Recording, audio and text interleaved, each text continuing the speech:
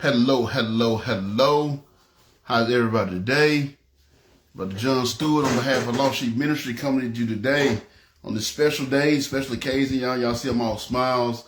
Of course, if you've been listening for the last few weeks, if you know me, you know today is a very special day for me. Today is the 21st. How you doing, Miss Alicia? Appreciate you being here. Today is the 21st. Today is my 21st birthday, y'all. Not that I'm 21. I wish I was 21. But 21 spiritually. It was today, this day. It's so exciting that I get to do this today. It was today, this day, that I gave my life to the Lord 21 years ago. And I always share my testimony around this time frame, but this is the first time I actually got to share my testimony on the day it happened. So I'm so excited about that. Appreciate everybody that's here. I know some of y'all probably heard my testimony before, so you're like, I don't want to hear it again. But tough for you because I'm doing it again. But if you haven't heard my testimony, this will be a day for y'all to tune in and hear. I won't have my Bible out today. Won't even have to put on my spectacles because, like I said, I'm just sharing my story with you all today of what happened to me 21 years ago that brought me to the Lord. So I appreciate everybody being here. Like I said, it's a very special day for me. Thank you for being here. So what I'm going to do, I'm just going to go ahead and jump into it because it's usually take a little while. I know I told y'all a couple of weeks ago, I'm working on some new things. I got a shirt on, got some different kind of lighting going on. Shouts out to my guy Russell. He just came down and hooked me up with some lights, some different camera angles and things like that. So over the next few weeks, y'all gonna see some changes. Y'all gonna see some things and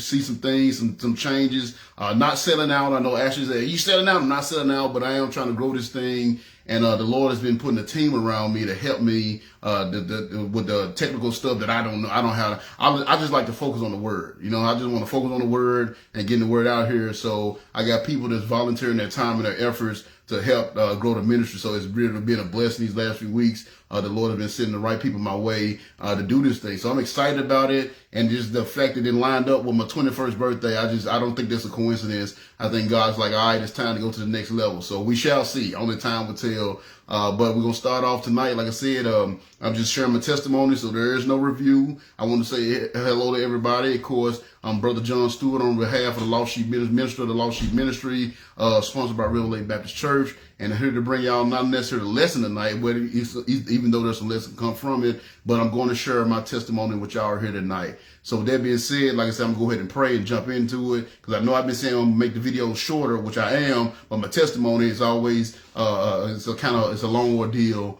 because I tell you my whole life story and how I went from being a drug dealer 21 years ago to somebody that's serving the Lord now. So with that being said, I'm just going to go ahead and pray so we can jump into it.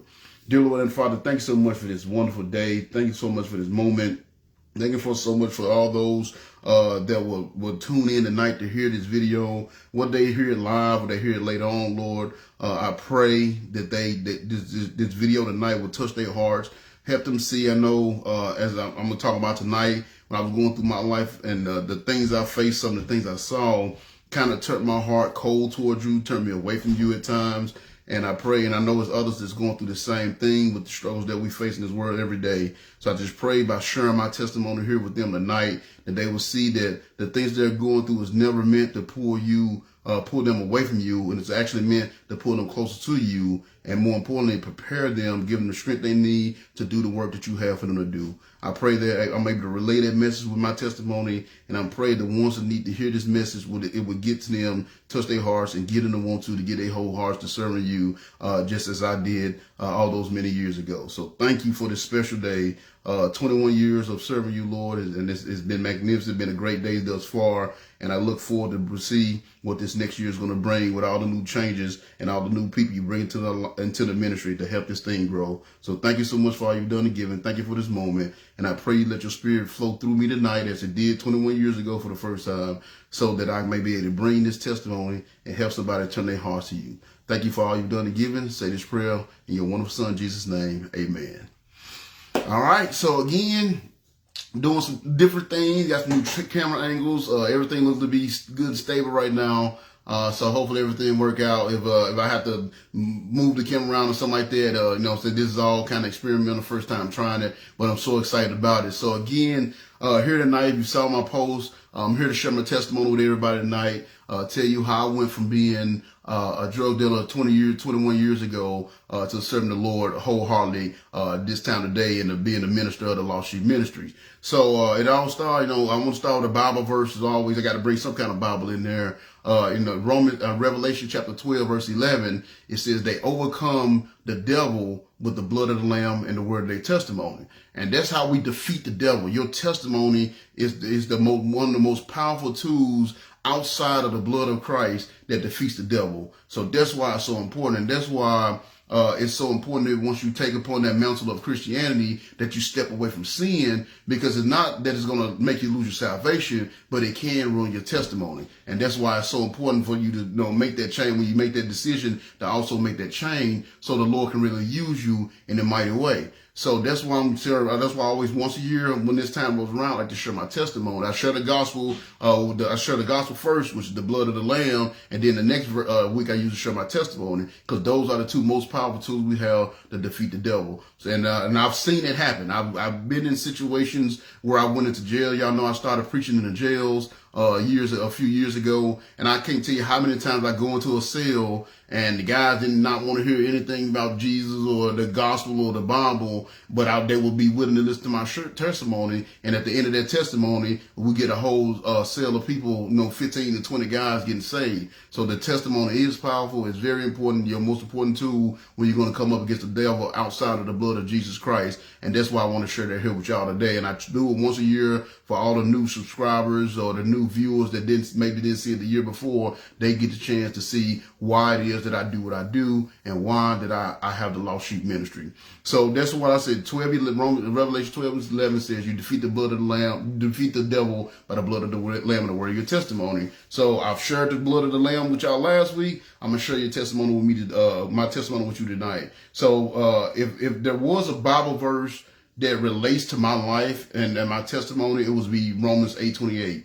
If I ever signed anything for you, a Bible, whatever, if I even when I sign my paperwork at work, I always sign it Romans. I sign my name and I put Romans 8:28. That verse says, "And we know that all things work together for good to them that love God, to them to those who are the called according to His purposes." So, in other words, no matter what happens to you in your life, the good, bad, and ugly, if you really love God, you really believe His will, then you'll know that all those things work together for your good. And it's not always easy to see that in the beginning, but it will be revealed to you if you stay faithful. It will be revealed to you later on down the road, and that's exactly what happened to me. So, how did it happen to me? So now let's jump into this testimony. So I always like to go back to the beginning.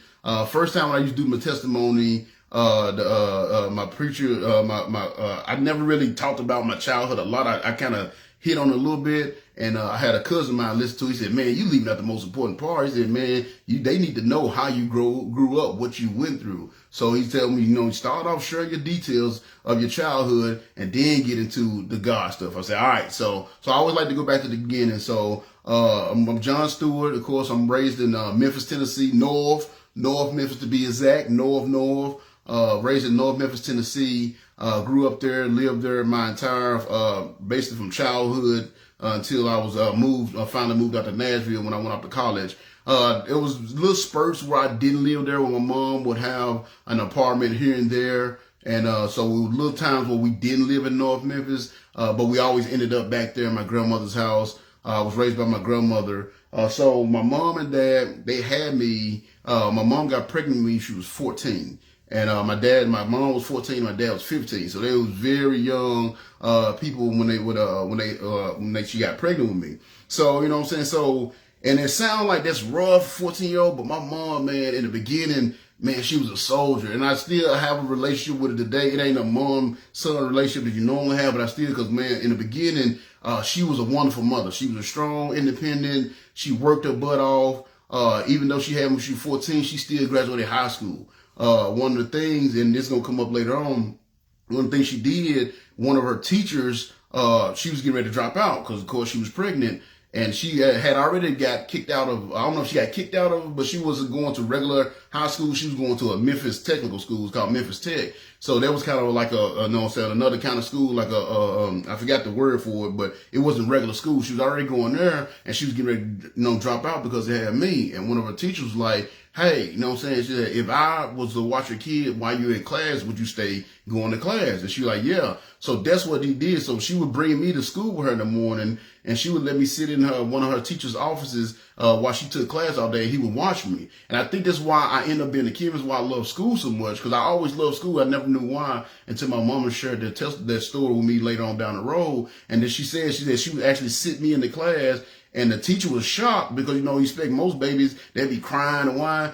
And he said he would actually sit me up on the desk as if he was like teaching me, and I would just sit there and listen. I almost looked like I was taking notes. So I've been in school since I was like an infant, basically. But that's what I'm saying. That I love my mom. That was the kind of stuff she did. She always worked. When I was younger, before my brother came along, we always had nice things.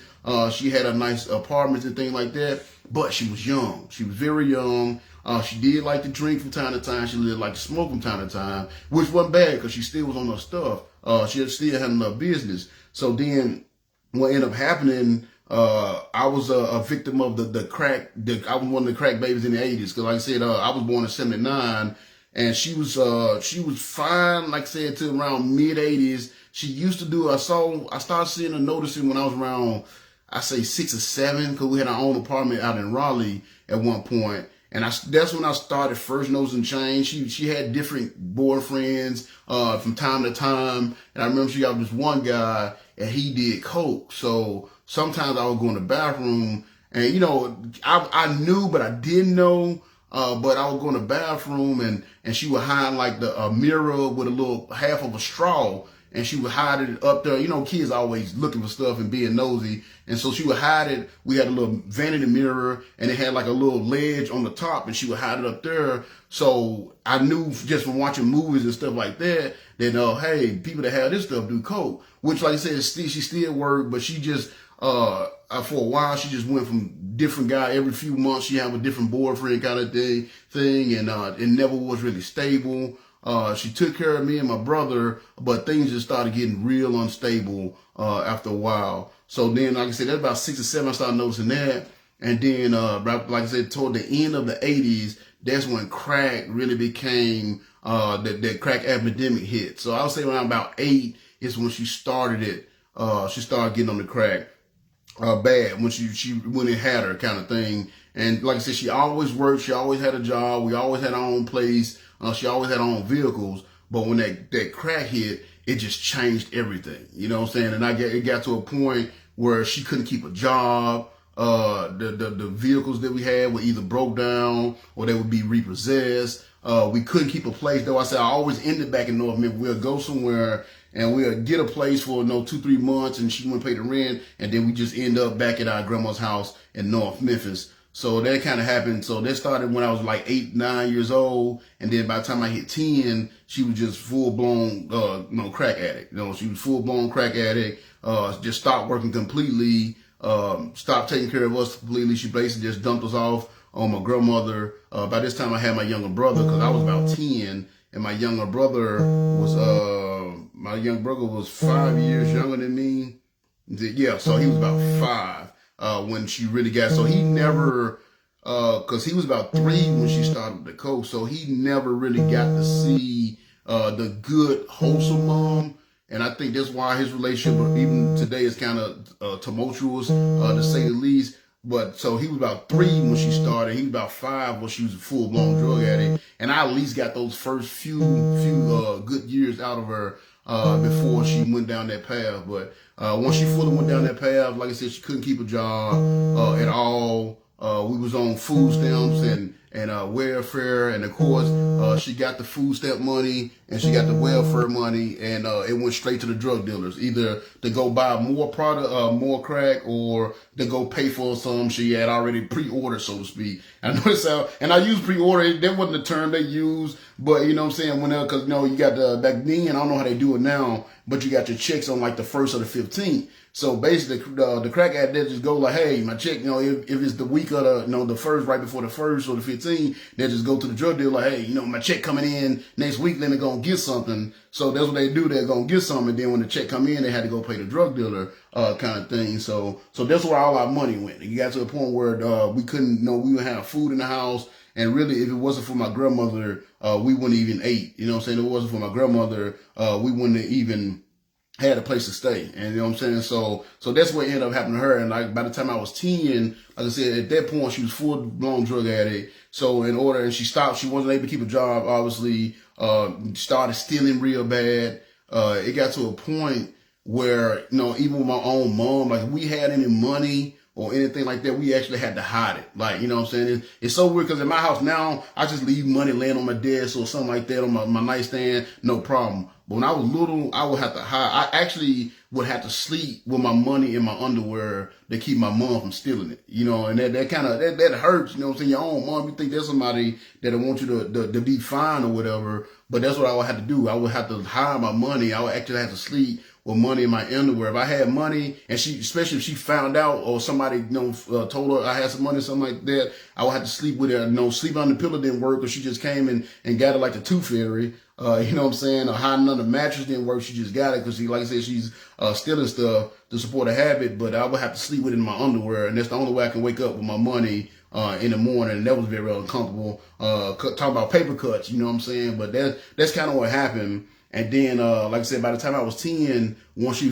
got full-blown addiction, the stealing started real bad. The selling the food stamps on the welfare started. And then, when that wasn't enough, when she was really, really bad at her peak, she started, the only way she can support her habit, by prostitution. So by the time I was 10, she was a neighborhood prostitute. And that was a big problem because our family was like known in the neighborhood. My dad, which I'll give you his background here in a second, but our family was known in the neighborhood. So everybody knew who I was and everybody knew who my mom was. So she became the prostitute. Everybody knew that my mom was a prostitute. So you know how kids are jerks. So whenever, in Memphis, folks are always getting on you. They always, snapping or checking whatever. So that was like their number one weapon against me because I was really good because I was a big dude. I was a black dude, you know what I'm saying? So I was an easy target for people to come, we call it checking. They start checking or whatever. I was an easy target. So I had to get good at checking. And you know what I'm saying? So I was good at checking, snacking, joking and checking and talking about folks. But the ultimate card they had, the trump card they always had on me was my mom being a prostitute.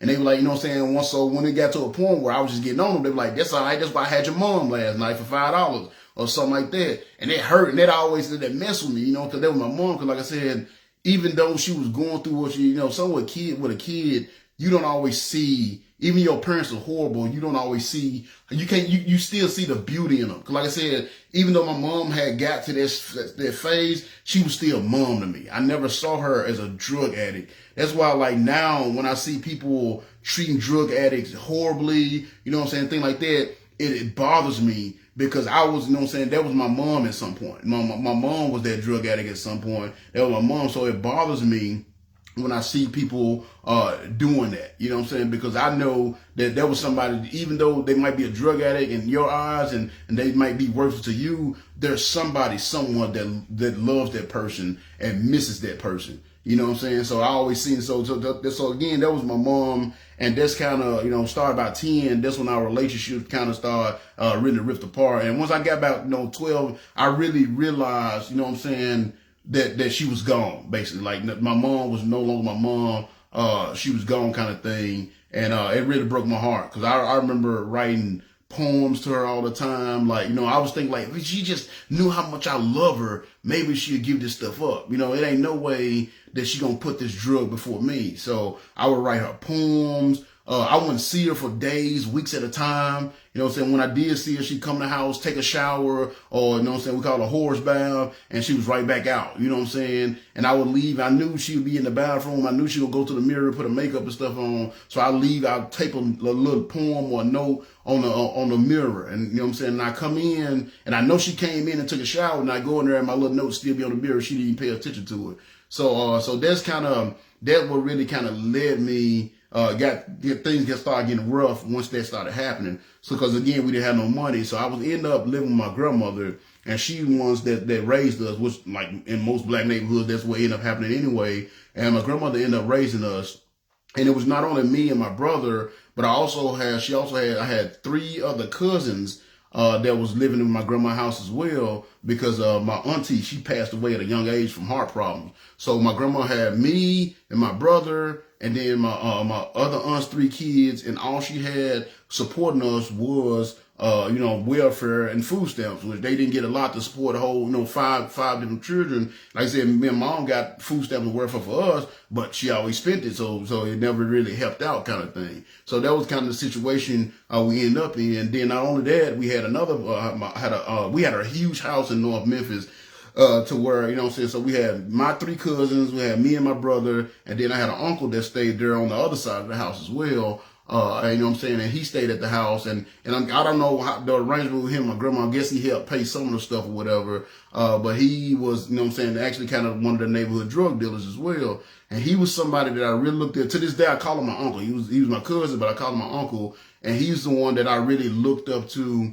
And he's the one that I really hung out with. And a lot of my game and wisdom I got from him. And a lot of my grandma used to always say I got an old soul. And it's because I never hung out with children. Because the things that started happening with my mom, it made me grow up fast. I realized, like I said, around about 10, I realized, like, okay, I'm on my own. Like, if me and my brother going to eat, if we're going to be safe, then I'm going to have to step up and do that. So that's why I always took care of my brother. I always made sure, I would do little things to make sure we had food. I was a little hustler, man. So about, like I said, once the crack hit in the 80s, like, North Memphis was fine. It was actually weird. It was fine. But when the crack really, about the early 90s, that's when it just got bad, because the crack really destroyed. Like, I got to see how the crack destroyed our neighborhood and just destroyed our people. Like, I saw it firsthand. So it got so bad because all the drug dealers basically kind of took over the neighborhood, and there was certain houses that you knew you don't go there, you don't mess around there, kind of thing. So it got so bad to all the ladies and the older people that lived in the neighborhood, they was afraid to come out of their houses because the crime and stuff was so bad. So everybody in the neighborhood knew me, you know what I'm saying? I will get to that a little bit later on, but everybody knew me and everybody loved me. I had respect, you know what I'm saying, in the neighborhood, not because I was some big bad drug dealer or something, just because I was a smart dude, because I went to school and I was an athlete. So everybody knew me, so the drug dealer didn't really mess with me. They actually encouraged me to do good. So because of that, I had freedom to kind of roam around the neighborhood without being messed with. So what I would do as part of my hustle, my grandma, she had like this network of old ladies that lived in the neighborhood. And what they would do if they needed something to store or yard work or whatever, they would call my grandmother. My grandma, you know what I'm saying, send them out. My grandma was, I guess she was like logistics, and she'd send me, and I would go grocery shopping for them. And I didn't charge them anything, but they always gave me something. So if I went grocery shopping for them, they like whatever change was left, they'd give it to me. It was like the first of the month when they got the welfare check. That was my favorite time, because they actually throw me some bread, throw niggas a couple of dollars or something. Or sometimes they just give me food, just whatever, whatever they was offering, that's what they would give me. So that was my hustle. I would cut their grass and things like that. And that was kind of my hustle. So, like I said, so that's as far as the relation with my mom, that's kind of what kind of veered my life from going pretty decent in the beginning, to start to get really bad. The worse she got on the crack, the worse my life got. So that was mom. That's one character in the story. So the other one I've already mentioned is my grandmother. So my grandmother, like I said, she took me in. She took in my 3 cousins. She had my other cousins. Like everybody, it was grandma's house. So anytime people needed somewhere to stay, they got kicked out or whatever, they all came, stayed in grandma's house or whatever. So we always had a lot of people around, a lot of family around, and things like that. You know what I'm saying? Now grandma was she had been married like 2 or 3 times. I'm still not clear on it, because family, we don't really pay attention to genealogy and family and all this stuff in the black neighborhoods. But I know she had been married 2 or 3 times, and I do know she had like 19 kids. And my mom was the last one, and it was her and her brother, and they were twins, so they was the last ones. But so my grandma was raised in like Mississippi, always hard workers. My grandma didn't even make it past 3rd grade as far as schooling is concerned. She just always worked. And my grandma, that's why I get my grind from, because she grinded, bought her own house in North Memphis. You know what I'm saying? And she really just, took care of us. And she was old school though. Grandma was old school. Kids didn't speak unless spoken to. You ate when whatever she cooked. It wasn't no back talking. She'd just smack you in the mouth. You know what I'm saying? Like, it wasn't no back talking. Grandma say something, that was it. You know what I'm saying? It wasn't no, not like we didn't got soft on our kids today. It wasn't no why, or, you know what I'm saying? Why I gotta do this. It was just grandma said it, you knew to do it. And if you did, man, she'd give you that backhand real quick with no problem. And something else weird she used to do, I don't know why she would do this.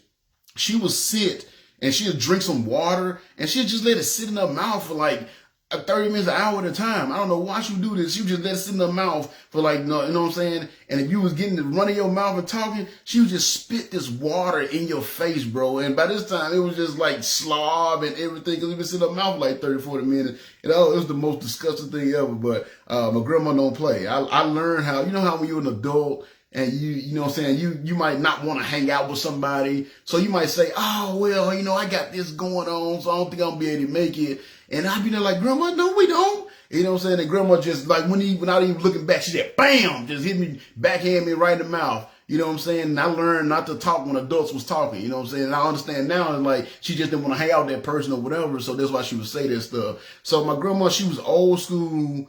She was rough, but she was definitely necessary. And really, I give her, outside of the grace of God, honestly, I give her all the credit for me being here and the success that I have. Outside of God, you know what I'm saying? She was one of my biggest influences. She really believed in school. It was two things that she put in me. Go to school and have a relationship with God. That was her rule. You know what I'm saying? Like, she used to wake up early in the morning, and instead of going back to sleep, like if she woke up, like, you know how sometimes you wake up in the middle of the night, so instead of going back to sleep, she would just stay up to make sure I got up on time to get to school. And like I said, for somebody that dropped out in the third grade, she was just really adamant about me going to school. She ought to make sure you get your education. That was one thing. Make sure you get an education. And another thing was go to church every Sunday. Like, that was a rule. If you stayed in the house, I don't care how grown you were, I don't care how old you were. If you stayed in grandma's house, you went to school, you went to church every Sunday. It's just without a given. I don't care what time you came in at night, you went to church. So that was my grandma. She was old school. Again, taught me about being respectful. And that was one of the good things, talking about being respectful. She taught me about working hard. She taught me the importance of education, and more importantly, she's the one that laid down my foundation for my relationship with God. Like I said, every Sunday we went to church, and our church was actually in Mississippi. So, you know, Memphis, Mississippi, like right there. So it was a little bit across when I say Mississippi, it's like, man, you went all the way to Mississippi. It was only like about an hour drive, just right over in South Haven, that area, you know. But I had an uncle that really kind of helped. I thank God for him as well. So he stayed in South Memphis. We stayed in North Memphis, and our church was in, you know what I'm saying, South Haven, Mississippi. So I appreciate him too, because he would drive from South Memphis, which is about a 30-minute drive, depending on traffic, come over to North Memphis, pick us up, and then take us all the way to church down in Mississippi, you know. And that was every Sunday he did that. And again, I didn't realize the significance of that when I was younger, but now, man, I thank God for that, like every day. That they put their effort, their faithfulness, they built their foundation for me.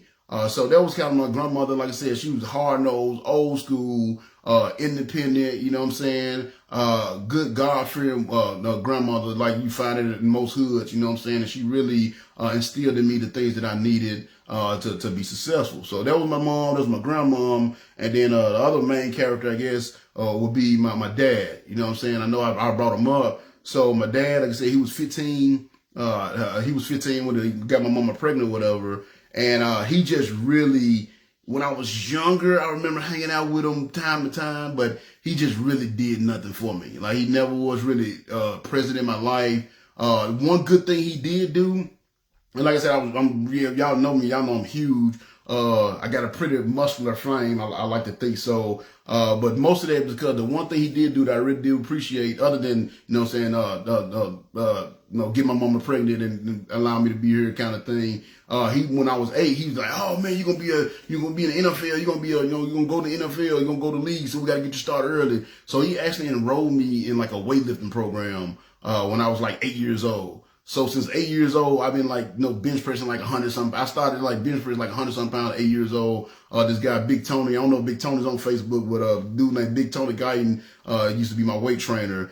So I've been lifting weights since I was like 8. And that's why people like, even if I lost all my fat, I never would be small, because I just got a huge, muscular frame. Kind of thing, because I've been lifting weights since I was 8. And I mean, full blown, like weightlifting, I was trained to be in the NFL kind of thing. So I did appreciate that.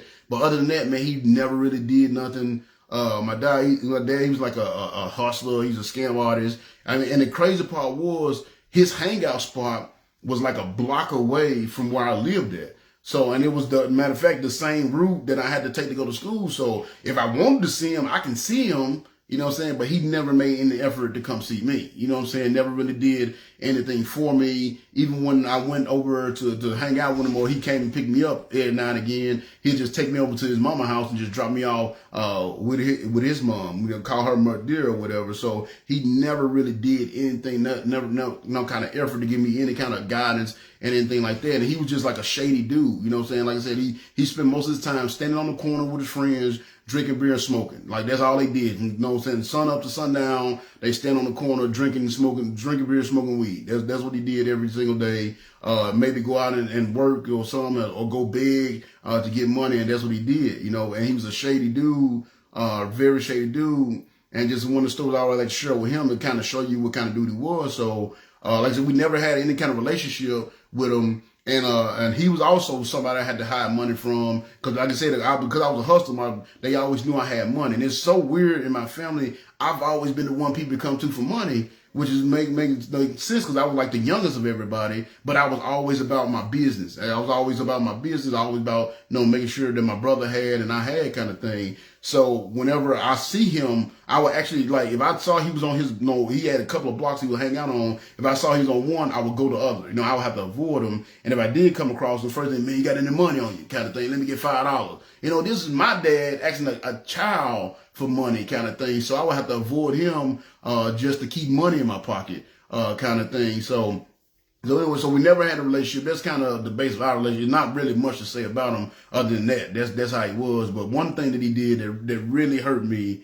later on in life. So when I became 16, 17, like I said, I was a hustler. So I've always, if anybody know me, I'm always busy. I'm always doing stuff, because I knew I had hopefully one day something's going to pop. Something's going to pop and I can, get out of this misery kind of thing. So when I was in high school, man, I was going to school, high school, obviously. I was playing football, I was wrestling, and I was working just about full time, like about as many hours as you can get, because we would go to work at like 5 and we would get off at like sometimes 12 o'clock at night. You know what I'm saying? And this was like Monday through Friday kind of thing. So, man, I was busy. And the biggest problem, so the job that I had, I was washing dishes at this really fancy restaurant out in kind of Germantown, East Memphis kind of area. And it's about a 45-minute drive if you're on the bus. I had to catch the bus everywhere. So, you know what I'm saying, that 45 minutes to an hour just killed my time. And I was like, man, if I can just get a car, it'll save me so much time, because I wouldn't have to go to the bus stop, wait on the bus, and go through all these stops. I can go straight to work. It'd give me like an extra 45 minutes of sleep, because I wasn't getting any sleep. I would literally get up at 5:30 in the morning. One thing I didn't mention about my grandmother, I forgot to mention about my grandmother. So she was diabetic. So she ended up, by the time I was like around 12, she ended up losing her sight because of diabetes. And so just so happened, I was a fat kid when I was younger, so I used to always hang in the kitchen. So she's like, well, you're going to hang in the kitchen, I'm going to teach you how to cook, because you're just in the darn way. You know, because especially when she made her cakes, I was waiting for the cake bowl so I can lick the spoon, kind of thing. So she ended up teaching me how to cook. And by the time I was 12, it worked in our advantage, because when she went blind, I started having to do the cooking for the house. So not only did it, you know what I'm saying, so I also had to do all the cooking for the house and then feed the family kind of thing. I had to do all that as well. So she ended up teaching me, you know what I'm saying, how to do all that stuff. That's something else she taught me or whatever. So, you know what I'm saying, so when my grandmother, like this, that she did that and she taught me those skills. So when she went blind, I started cooking for the house. And then I also, because she was diabetic, I used to have to like test her blood in the morning. I used to have to give her insulin shots. So I would have to get up. The school bus came about 6:15, 6:30. So I had to get up at like 5 o'clock, 5:30. You know what I'm saying? The way my schedule went, I would get up like I said, about 5:30. I had to make her food and set her food out for the day, because I would make it all up and sit it in the refrigerator. And, her lunch was here. We had a chef for her breakfast, chef for her lunch, chef, chef for her dinner in case I came home late. I would have to give her insulin shots, check her blood, make sure her blood sugar levels where it needed to be at. And then set all that up, then go catch the bus, get to school, they stay in school like, 2 to 2:15. I think we got to school like 2:15. Then after that, school, go to football practice, wrestling practice, do that to about, the football coach and wrestling coach was the same. So I do that to about 5 o'clock, and then I shoot to work, get to work to 6, work from like 6 to like 12, get home at like 12:30, 1 o'clock, take like a 3-hour nap, and I got back up the next day. That was my schedule during the week. So I was like, man, if I can get a car, it will save me I would at least be able to get like another hour or hour and a half of sleep. So I started working to give me a car, and I had like $500 saved up. And I never forget it. I don't know how my dad found out about it, but he came to me like, man, I heard you, saving up money to get you a car. I'm like, yeah. He said, well, man, I got one that I want to sell you. I can sell you. Then I'm like, man, what kind of car is it? And I never forget, this was 1997. No, this was 96 when this happened. So the car they were going to sell me was like a 1990 Buick Skylark. So, what I'm saying? That's relatively, it was on like 5, 6 years old, relatively new, and like this old white lady drove it, so it didn't have a lot of miles on it, you know what I'm saying? So he brought it by. It was him. I never get it, him and this white dude. They were just, the white dude just shady. He wouldn't even look at me kind of thing, but they had the keys to it. So he like, this the car. So I'm like, man, I'm going crazy. I'm like, man, this is no better than anything I ever could imagine.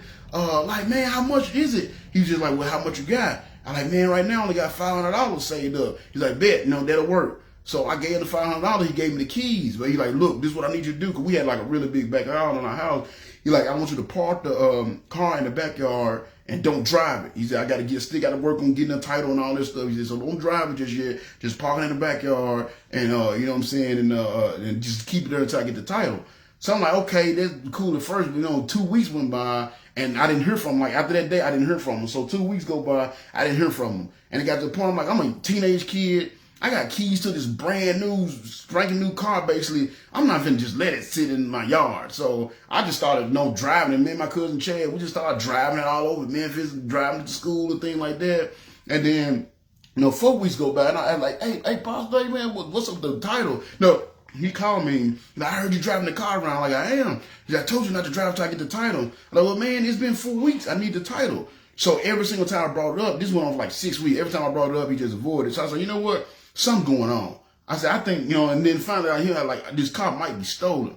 So what I did, I searched the car and they had pulled everything out the car and it was one little receipt from like to a cleaners or something like that. That's like a little invoice from the cleaners and it had a lady's name on it. So I took that and I got the lady's name, and back then, we had phone books. So I took that and I got the lady's name and I looked up the lady in the phone book and I called her, and like I said, it was an older white lady, and I asked her, I said, ma'am, do you own a 1990 Buick Skylark? She's like, yeah, I did.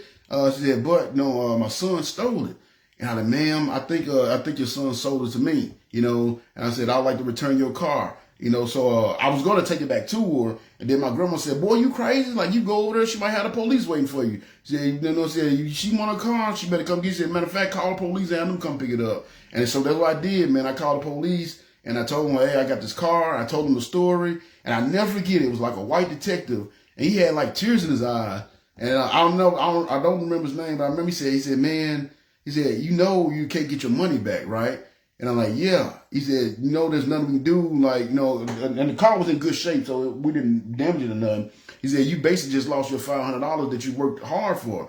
And I said, yes, sir, I understand. He said, man, I've been down lately, especially with the youth and the way that this city's been going. He said, but you have restored my faith in the youth of this city. He said, I really hope, good things. He said, I really see big things for you. And it's so weird. It was just a little random conversation. It's so weird that he said that. It was just this weird little random conversation, but I never forget that he said that. He said, you have just restored my faith in the youth of this city. You know what I'm saying? And then that was that. So anyway, I lost the car, I lost the money, and I didn't see my daddy for years after that. And I found out why. I had a cousin of mine that's a great guy. He's actually my spiritual advisor. And when he found out what happened, he actually told my dad, like, you know what I'm saying? Like, he said, only reason why you're not dead is because I know that boy still loves you. You know what I'm saying? He said, if it wasn't him, he said, I would put a bullet in you right now for what you did to your own son. You know what I'm saying? So he said, how despicable you have to be to do like something like that to your own son, knowing how much he's already struggling and everything. You know what I'm saying? But like I said, he was always a selfish dude, and that was him. So that was my dad.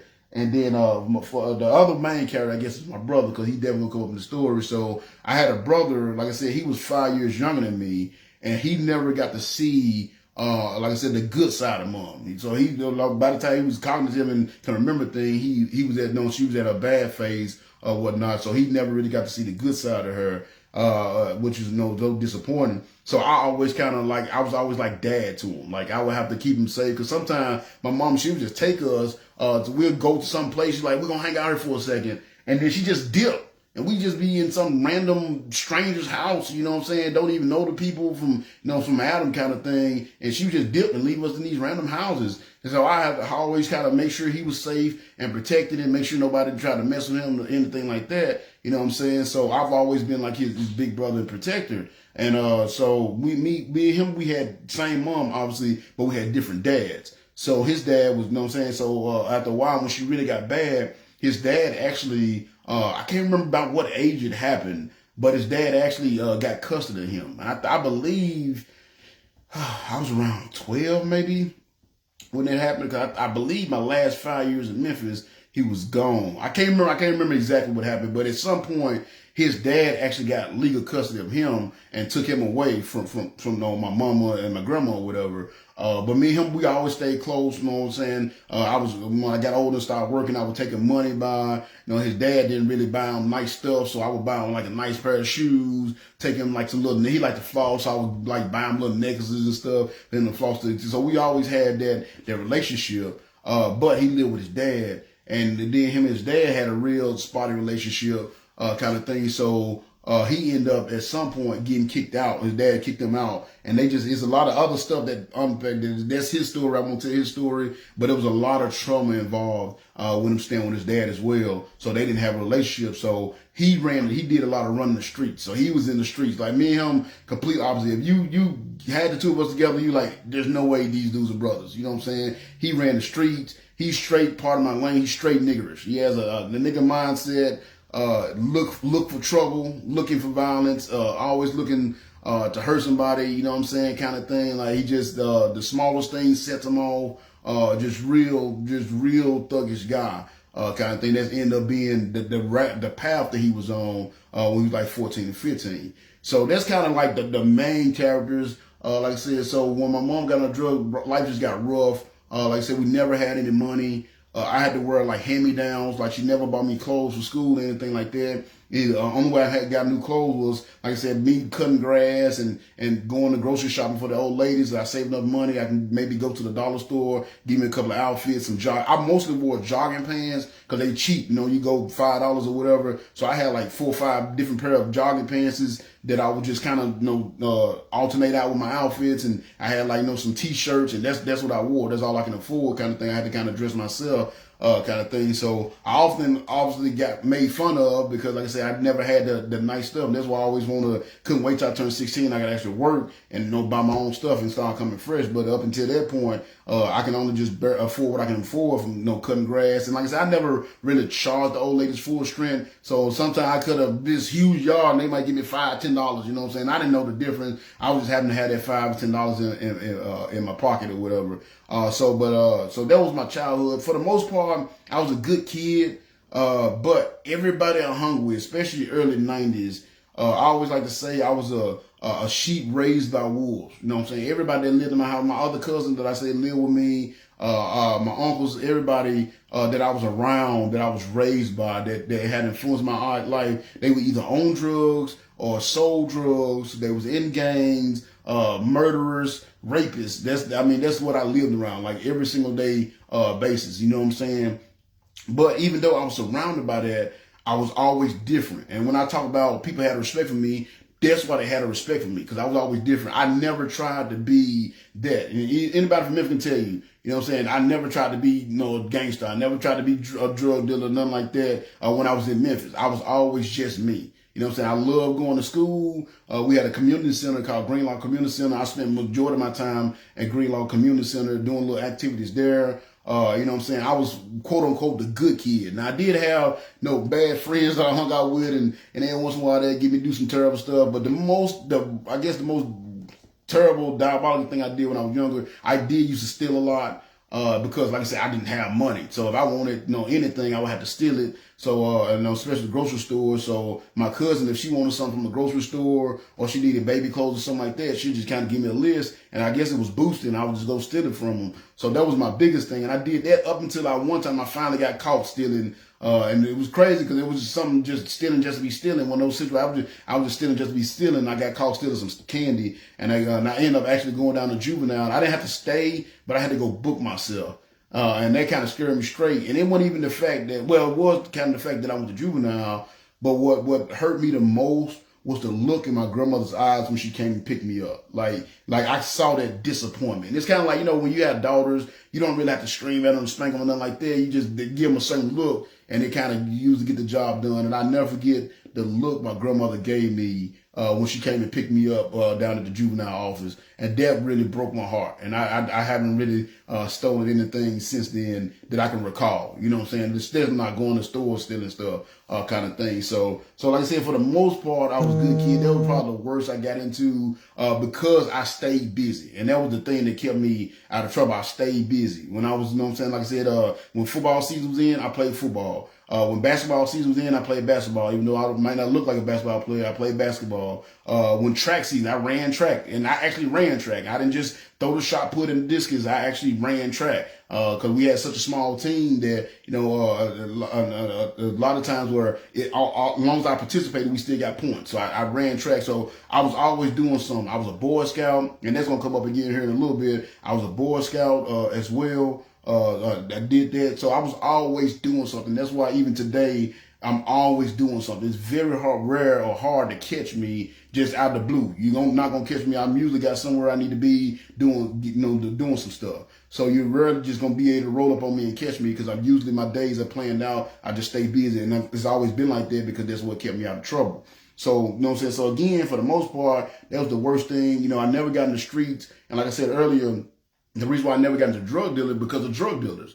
They would, people say it today and people get offended by it, but I never got offended by it. They're like, man, that ain't you. You know what I'm saying? Like, hey, you stay in school, you know what I'm saying? You do your thing, that ain't you. So even if I tried to, you know what I'm saying? They saw me hanging out with the bad kids or whatever. Hey, man, don't be hanging out with that dude. That ain't you. No, don't do that. That ain't you. You know what I'm saying? You stay in school, you do that. And what they used to actually do to encourage me to stay in school and focus on my grades was like, and it's something my mama actually started, but then she took advantage of it. So what my mom would do, because I was so smart, I would get like straight A's, A's and B's. I don't think I ever once had all A's. I always managed to have one freaking B. But my grades would be so good. I always had perfect attendance because I love going to school. My grades would be so good. So what she would do, she would take my report card around to the drug dealers, and she'd take me and my report card around to the drug dealers, and they would give me money for my report card. If I had, you know what I'm saying, certain many amount of dollars for each A or B or whatever. So that's how I made money. So that became a part of my hustle. I went and got good grades so I can go to these drug dealers and they give me money.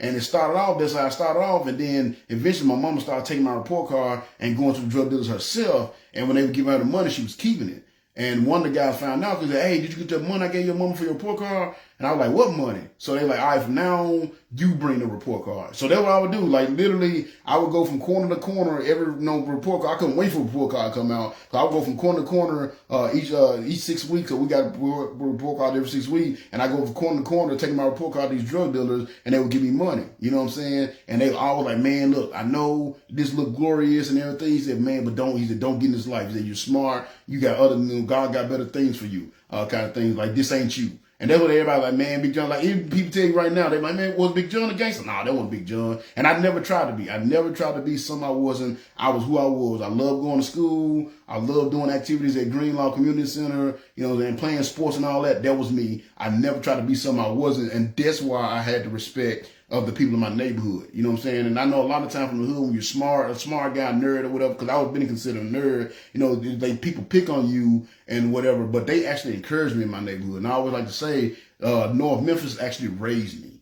You know what I'm saying? That's why a lot of who I am, yes, I'm a minister, but that's why I can still be a little rough around the edges. And if I need to, I can get gangster. I don't like to, but it is in there because I was raised by gangsters. I was raised by drug dealers. I was raised by those. But I choose to kind of keep that locked up, and it only comes out if I need to. And luckily, I've learned, like, if you respect people, you usually don't have to come out. But if somebody get disrespectful, I can get real disrespectful with them. But by the grace of God, I've never had to do that. You know, so especially over these last 21 years because of the word of God. Anyway, so that's the kind of my childhood raised me. It was rough. I've seen some ugly things, you know what I'm saying? So, I always wonder, like, with crackheads or crack addicts, I try not to say crack, it just sounds so derogatory. But with crack addicts, you know what I'm saying? A lot of times you see they don't have teeth. And I always thought it's just because of drugs and they're not taking care of their health, their teeth, fell out. But most likely at some point they was beaten badly. You know what I'm saying? I remember one time I saw my mama get beat with like a wooden cane and the dude was hitting her so hard with the cane that it splintered. You know what I'm saying? Then I saw one time she got hit in the mouth with a 40. Dude was drinking a 40-ounce bottle. Actually, they were doing some drinking. Police rolled up, and one of the dope boys, the police rolled up on them. So when they police roll up, the first thing they do, they toss their dope and they take out running. So my mama was in the area, you know what I'm saying? And when the dude came back to look for his dope, he couldn't find it. So he just assumed my mama took it or whatever. She said she didn't. I don't know the truth to this day, but I know he hit her in the mouth with a 40-ounce bottle, knocked all her teeth out of her mouth. You know what I'm saying? So I've seen stuff like that. And it always made me feel so, because I couldn't do this when I was younger. I couldn't do nothing about it. These were grown men, and not only grown men, these was killers. Like, these was like, you know what I'm saying? You see these rappers and stuff, and they portray being gangsters. And when I look at it, I just shake my head, because I'm like, these are not real gangsters. I was raised around real gangsters, and these dudes are not real gangsters. You know what I'm saying? So what could I do? And that was some of the trauma that I went through. So that was my childhood. I saw some ugly stuff. I've really seen the ugly side of this world. Like I said, especially when my mom got on the crack. But the one light I always had was my grandmother and the word of God she put in it. And I think that's what kept me from going down that path, because that foundation of the word of God that my grandmother laid. You know what I'm saying? That was always my guiding light, so to speak. Always kept me from going into the darkness, you know. And I remember I had a friend of mine when I was in high school. Because I've always, when I was young, I was playful. I always played all the time. Girl, you said, you play too much. You know what I'm saying? I was always in a good mood, and I was just always happy. I never had a depressed spirit, so to speak. And I remember one time my friend was like, man, with all that you're going through, how is it that you're always in such a good mood? How's you so always? She said, this is actually freaking annoying. She's like, how's that? And I was just like, I don't know. And I know now it's because of the joy of the Lord that was in my heart, because I always went to church. I always had a good relationship in the church, you know what I'm saying, the Lord, but I never knew what it was. But it was always something there in that light. And so I always like to start out the first part of my testimony, just kind of giving you the characters, get into, you know, the not even going into all the gory details, just at least say I had a pretty rough growing up, you know what I'm saying? And I say that now that I'm older and I understand third world countries and things like that, and I realize, like, man, no matter how bad it was for me, like, you go to a third world country, that's nothing. That's you know what I'm saying? My story is like a fairy tale to them, you know what I'm saying? Because there was still some good in it. It's just there was a lot of bad mixed in as well. And I guess the worst thing, I always like to say this before I get into how I came to God. So I guess the worst thing that happened to me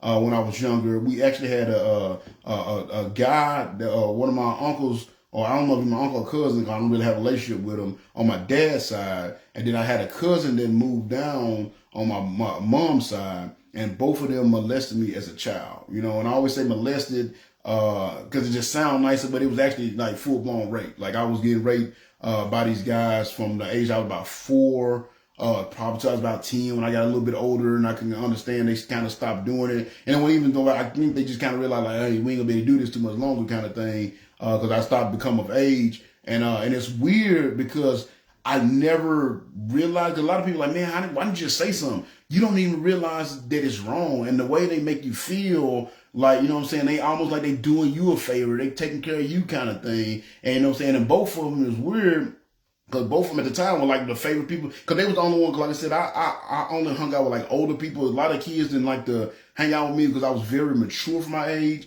So even though I like to play a lot, I didn't do like childish stuff. You know what I'm saying? So I was very mature for my age, kind of thing. So I didn't have a lot of people to hang out with me. So it was the older ones that hang out with me. And they were like my favorite cousins, because they was always, you know, taking me places and giving me stuff. But that's why they was taking me places, giving me stuff, because I was, you know what I'm saying, the stuff they were doing to me. So they was doing that to bribe me. And like I said, I was so poor. I was just so happy to have stuff that I didn't even care. And it didn't even dawn on me what was really happening. And it really didn't hit me until I got older, till I became like a teenager. And I understood like sex and relationship. And that's when it wasn't until I was a teenager that it hit me like, oh crap, I got violated. You know what I'm saying? And it was so weird because I would actually see videos, you know, they put out propaganda about, you know, somebody touch you, say something, that kind of thing. Or they show these kids, and these kids are all shaking and defeated. And I'm like, man, I feel sorry for them kids, not realizing that I was one of those kids. You know what I'm saying? That's how far removed I was from it, that I didn't even realize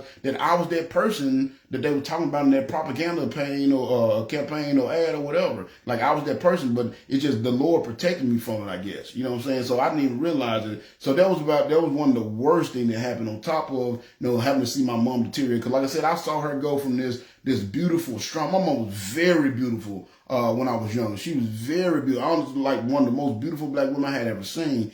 So my mom was very beautiful, very strong-minded, very smart. So I had to see her go from that to like nothing. You know what I'm saying? Just to nothing. So it was a lot of stuff that happened to me when I was younger that formed, my formative years or whatever, that kind of gave me this cold outlook on the world. But like I said, thank God that my grandma kept me in church. So it didn't help me. It kept me from going too far off the deep end, but it did keep me completely protected. And for the longest, I blamed God for that. So that was all my childhood. And like I said, my activities actually kind of kept me from going off the deep end as well. I met some great guys coming up. This guy named Mr. Jake Allen, I'll talk about him in a second.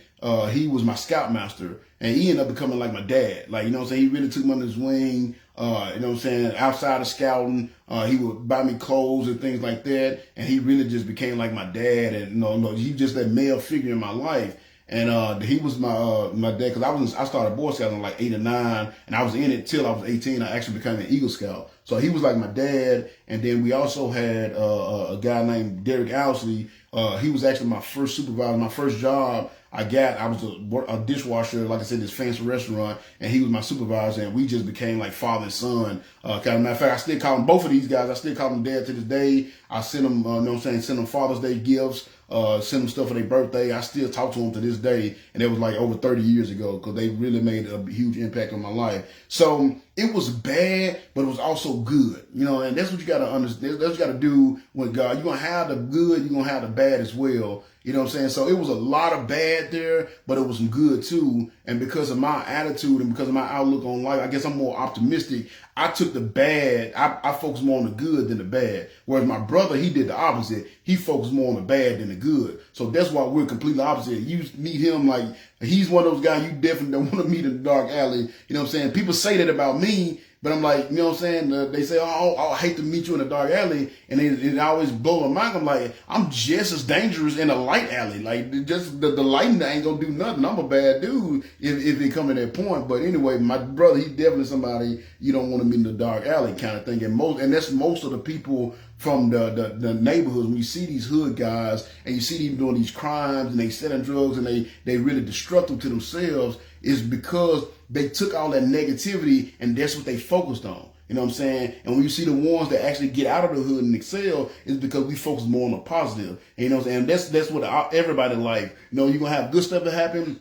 You're going to have bad stuff to happen. And the way your life goes determine the choice you make because of those bad things. How are you going to let those bad things affect you? How are you going to let those good things affect you? And that's what I did. Those bad things, the way it affected me, it motivated me to do more for my family and to work hard to put my family in a good position. That's what the bad things did for me. For my brother, it motivated him to do terrible things to people and stuff. Again, that's his story. But you know what I'm saying? He's for quite some time, he was a terrible individual. And I'm about the only one that can kind of reel him in a little bit, but even that's gonna challenge with me because over the years our relationship has kind of strained. So that's the childhood. I always like to spend the first hour just kind of laying out my childhood, kind of the trauma that I went through, so to speak, and the things that I saw, and it kind of help you see how I ended up going the direction I went to, and but it also helps you see how God reeled me back in, so to speak. So that was my childhood. That's the stuff that I saw. Those things I kind of went through. Those things I had to deal with.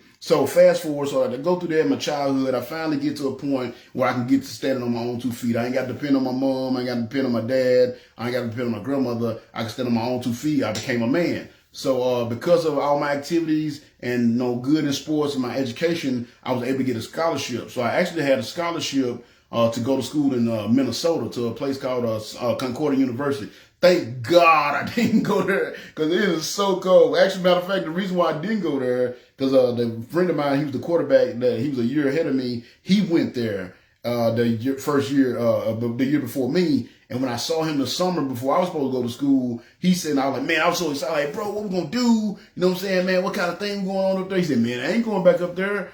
And I'm like, what do you mean you ain't going back up there? He said, man, bro, he said, one day we had practice and it was 30 degrees below zero, bro. He said, I'm never going back to Minnesota again. You know what I'm saying? So that made, I was like, well, I ain't want to go by myself. And that kind of scared me. So just so happened, I was literally had like getting ready I had been talking to the coach because I played, they was recruiting me for football up there. Had been talking to the coach. The coach was getting ready to send me plane tickets and everything to head up to Minnesota. And like the week before I headed out, I got a letter from TSU, which was my second option, saying that I had like a full ride, basically. It wasn't a full scholarship. It was like more like grants and like with the grants and student loans and stuff, I can go there. And so I was in the middle, and I didn't know what to do. I never forget it. My grandma came to me. It's the same day the letter came. Now I know God was working in all this. The same day the letter came, my grandmother came to me, and she was just like, "Look, she said, I know you got to get out of Memphis. I said, with the way your parents are and the way this place is, if you stay here, you're going to end up dead or in jail." She said, "I know you got to get out." She said, "The only thing I ask is that you go somewhere close. So if something happens to me, you're the only person that ever really taken care of me. So if something happened, you'll be able to get home close. You get home soon." She said, "If you go all the way to Minnesota, you're going to be, might as well be a world away. It ain't no worry. You're going to be able to get down here on a regular basis." You know what I'm saying? So she said, "I know you got to leave." She said, "I'm not asking you to stay." She said, "I'm just asking you to stay close." And like I said, we had that conversation the same day I got that letter from TSU saying I've been accepted, and they sent my financial aid letter. And like I said, with all the grants and the student loans added up, it would have not only been enough to get me to school, I would have had like $3,000 left over kind of thing. So that's how I ended up choosing TSU. And choose TSU, moved out 17 years old, right before matter of fact, like 2 weeks before my 18th birthday, I moved up to Nashville. And it was crazy, man, because like I wasn't planning on coming there. I literally like the week before school started, and when I decided to go to TSU, so I hadn't been in any kind of freshman orientation. No, I didn't even know what TSU was at. So basically, I got packed up. My uncle that used to take me to church, I got packed up, put all my stuff in his truck, and we just drove to Nashville. Like, and you know, they didn't have GPS and none of that back in the day. So we we just drive up there. We're gonna ask them about some direction. Thank God TSU was basically, as soon as you really get into Nashville, you just make one turn around the corner and TSU is right off the interstate. So we end up making it there, kind of thing. So I just drove to Nashville, went to TSU. So we got there and it was crazy. Cause my mom rode with me. She actually rode with me. And I got there because I wasn't supposed to go there. I didn't have no room and board. I didn't have nothing. And it was packed. And I remember it was like people that when they would get rooms and stuff. So I never forget. I don't know what she did. I appreciate what she did. I don't know what she did, but I know the dorm. She went to talk to the dorm director. She's like, "Hey, I'm trying to get my son a room," and he's like, "Man, it's not looking like it. I'm gonna be able to give him a room. Like everybody packed, we overbooked, blah blah blah." And she's like, "Well, let me talk to you for a second." And they went back in the room, and she came back out 30 minutes. I had a room. I don't know what happened. I can speculate. But all I know, she got me a room that day, and I ended up getting a room. And what the guy did, he put me in a room with 3 people. It's supposed to be 2 to a room, and he put me 3 in a room. But I met some guys, both of my roommates, great guys. I'm still friends with them to this day. Matter of fact, a friend of mine, he's actually, the web page that I started last week, he works for Microsoft, and he told me he's gonna upgrade my page for me so it get a little bit spiffier. So that's gonna even be changing. But me and him still friends today, talking on a regular basis to this day. And another guy that stayed in Chattanooga. So anyway, got the room and I'm set. You know what I'm saying? So I lost my football scholarship though, because I wasn't being recruited at TSU for football. It was the other place. So I was gonna end up being a walk-on, which is what I ended up doing. But anyway, so I got to TSU, man, and like the first thing I did, like I said, grandma house, you go to church. That was it. So the first thing I did when I got to college, stop going to church. You know what I'm saying? And by this time, I really realized the trauma. I started to understand the trauma that I had been through, so to speak, especially with like the rape things.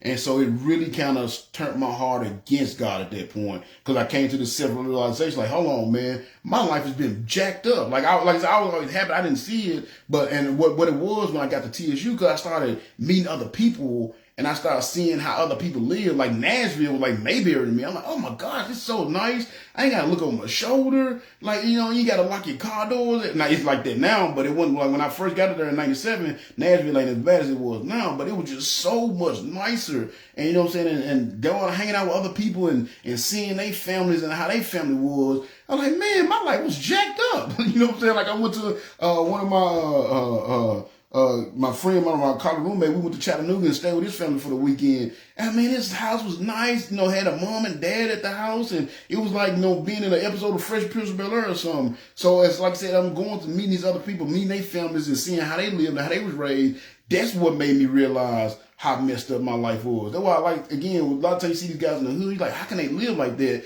They really don't even understand that there's a better way of living. They literally don't have a clue that there's a better way of living. They don't have to live the way they are. You know what I'm saying? Most people, most guys in the hood, they don't even leave outside the hood. They don't travel to other states. They don't go, do stuff that I did, that I was able to see because of all my activities. They really don't understand it, man. You don't have to live like that. And I didn't realize how messed up my life was till I started seeing the other people's lives. And I realized, like, oh, man, I got gypped in this life thing. So then that kind of trying to turn my heart away from God. Like, how can there be a God and he put me through what he put me through? So first thing I started doing, stop going to church. That was the first thing I stopped going to church. Didn't go to church anymore. Every once in a while, it may be some hot chick, but like, hey, you want to go to church with me? I go just to try to get me some, but I wasn't serious about it. I would go to church. Black people, I don't know why, but Easter is the most important day, so we would go to church for Easter, dress up and go to church for Easter, but I was not serious about my relationship with God. I had got away from that and really kind of developed this hatred toward God. Because like I said, the more I understood, the more I matured, the more I understood, came the recognition of how messed up my life was. I got a little pissy with God for a minute. So did that, stop going to church. Then eventually, like my roommate, my sophomore year, was a real big. Now I smoked weed once or twice when I was in Memphis, but like I never got in drugs. I never was in a drink. I hate drinking. Still to this day, I despise drinking. But I would smoke my friends every now and again just to be cool. But I never really got into it. But my roommate, he smoked like all the time. Like this dude was a weed head, and you know what I'm saying. And I was against it. I saw how smart he was. Still smart. He was still able to do all kinds of things. Matter of fact, to this day, he's a pharmacist now. Ironically enough, but the real smart dude. And I'm like, well, maybe there ain't nothing wrong with it. So I started smoking weed with him. So man, I got heavy into the weed. Then I was working. I got my first job at Taco Bell. So I finally got my own little apartment. Smoking weed all the time. Then I started hanging out with these white boys from work, and they got me onto the shrooms, and then you know what I'm saying. Then the oxycontin and all that stuff started coming out. So I started messing with those. I didn't take pop pills, but I would crush them up and put them on top of my weed from time to time. You know what I'm saying, kind of thing. So got into that. Then got into shrooms and ecstasy. Got to start taking that stuff again. Not all the time, because I'm not about chemicals. But every once in a while, I want to party or something, I might pop an X pill, or like I said, I might crush up an Oxycontin or something and put it on my weed or something like that. So that went on, man, and so for like a year or two, man, I was just kicking it, man. I was having the time of my life. Like, I ain't gonna even lie, man. I was kicking it, girls everywhere I started, because I really couldn't get a girl when I was in high school, because all the girls, I was a good guy, so all the girls just want to be, they always put me in the friend zone, so I never really could get a girl in high school, because I always end up in the friend zone. But, you know what I'm saying, I got to college, man, it was, pardon my language, but booty was everywhere, you know what I'm saying, it was just falling out the sky. So, man, I was living the life I always want to live. I was partying. It was kicking. And that went on about my first year at college, and then my second year. And then toward the end of my second year, my grandmother passed away. Matter of fact, it was her funeral was the same day of one of my last finals, my sophomore year. I'll never forget it. And right before that happened, though, she called me, and I talked to her. And I ended up going down to visit because I knew she was getting sick or whatever. And I never forget we had a conversation. She was just like, she's like, look, she's like, your brother is not as smart as you. You know what I'm saying? He's not as strong as you. She said, there's going to become a point where you're going to have to take care of him. And she said, you know all I've done for you? She said, so all I ask you in repayment to me is just when the opportunity comes for you to take care of your brother, you take care of your brother. So again, I'm like, all right, grandma, whatever. Yeah, I take care of him, you know what I'm saying? Not even thinking nothing that actually is going to happen. So I'm like I said, I'm partying, a couple of years, go by, everything's good, you know what I'm saying? And then I get a call. I get a call from Memphis, and it's like DCS. And I'm like, what the hell? They like, hey, Gerald, Washington, my brother. Like, yeah. And then she's like, well, right now he's in DCS custody. He's about 15. He said, him and his daddy has gotten out. They had a falling out or whatever. His dad has kicked him out. He's out here in the streets. He can't be out here in the streets. So either, you can come and get him, or he can stay in DCS custody. Now, this time I'm like 20 years old. I'm only 20, so and he's 15, so he's already a teenager, and I'm in college. I just got my first apartment. I hadn't even really got furniture just yet. So I'm like, well, surely they're not going to give me custody of a 15-year-old. I'm in college. I was working at Taco Bell. I was like a shift manager, but I wasn't established, if you know, especially for getting a kid. So I'm like, well, surely they're not going to give me custody of a kid. So I'm like, well, you know what? I promised my grandma I'd do it. So I'm gonna apply. I'm gonna see what they say. And if they deny, then oh well, I did my part. Well, unbeknownst to me, they didn't have no problem with putting him with a 20-year-old college kid. So I went down there, man, and I actually got legal custody of my brother. I was 20 years old, and I got legal custody of my little brother. And brought him up to Nashville with me. So my thinking is, I'm like, well, we've always, like I said, I've always kind of been his protector. I've always kind of provided for him. I'm like, man, we just gonna be bros. We're gonna have a bachelor pad, you know what I'm saying? We're gonna hang out and kick it, and you know what I'm saying? And it's gonna be good. I'm just gonna be like, you know, his big brother, you know what I'm saying? Kind of thing. And I didn't understand. I didn't understand it now, but with a teenager, especially with the kind of trauma that he had been through, he really needed like discipline and stability. And I didn't know enough about parenting. I never had a parent, and I didn't know enough about parenting to you know what I'm saying, to understand that. I just thought, hey man, we cool. He'd be cool, you know what I'm saying? And like I said, I was when I was in school, hell, I was taking full-time college courses. I was working full-time, and I also I was doing work study. So I was hardly ever at the house. So he basically had this apartment to himself, and all he had to do was, you know, get up and go catch the bus, go to school. Then he come back to the house. He got to his apartment. So again, I smoked weed. He was smoking weed. And because I was always gone, he would bring his little friends over, and they would just smoke weed at the house. And which I didn't have a problem with, because I'm like, in my mind, I'm like, well, at least I know where he's at. And it was my weed, so I knew he was getting it from. He wasn't gonna get messed over, nothing like that. So I was just, you know, let him smoke weed. Wasn't a big deal. Like I said, I had no problem with weed, so it wasn't a big deal. But more and more, more of these little kids started hanging around and smoking weed. So me, when I smoked. Like, I loved weed. I smoked weed all the time. Like, I was like Snoop, man. I had to wake and bake. I had one ready for when I woke up, and I didn't go to bed till I smoked one. And I smoked 4 or 5 all throughout the day. So since I smoked so much, it was so much cheaper to just buy by the ounces. You know what I'm saying? You see these guys going out here buying 20 bags and all that. They just wasting their money. It's just cheaper. The more you buy, the cheaper it is. So I just buy weed by the ounce, and which wasn't no problem, because I was getting an ounce. It would last me like a week or so. Well, like I said, when my brother moved up and all his little friends and everything, it got to a point where I was going through an ounce like every other day, kind of thing. You know what I'm saying? Because I would just, you know, pinch them out the bag. I wasn't necessarily like being a drug dealer. I would just pinch them out what we call eyeballing it. I just eyeball, you know, grab them, here go a gram here, or a couple of grams here and there. And what happened was, word got around, like, hey man, you want some weed? Go to Gerald's Brothers. He got and I smoke good weed, so like, it's good stuff. And like, since I was eyeballing, I was getting way more than I should have been giving them, but it was just making me go through it a lot quicker. So what ended up happening was, the guy I was getting it from, he's like, look man, he's like, you can't keep on coming over here like every day, because I got to the point I was over there like every other day. And he's like, man, you can't keep on coming over every other day. You're gonna run me hot. He said, so I tell you what, I'm gonna give you like a larger amount.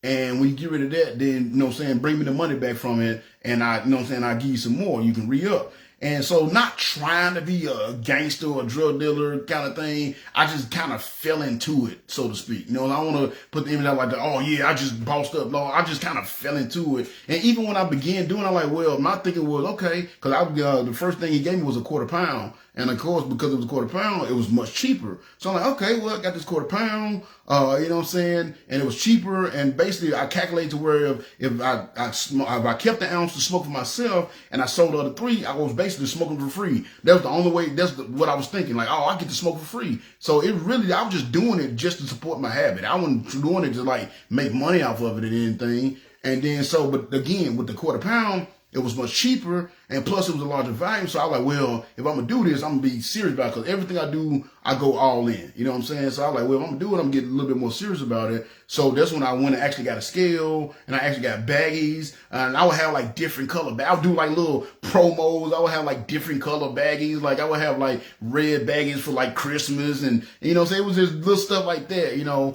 But the main thing was, because I was all about respect. You know, so I ended up kind of building up a little crew with these little high school kids. And it was mostly high school. I mean, I was selling to adults as well, but it was a lot of little high school because of my brother, because they were hanging out with my brother. So I built up this little crew of like high school kids, and they was hanging at my house. So man, my house ended up becoming like the spot.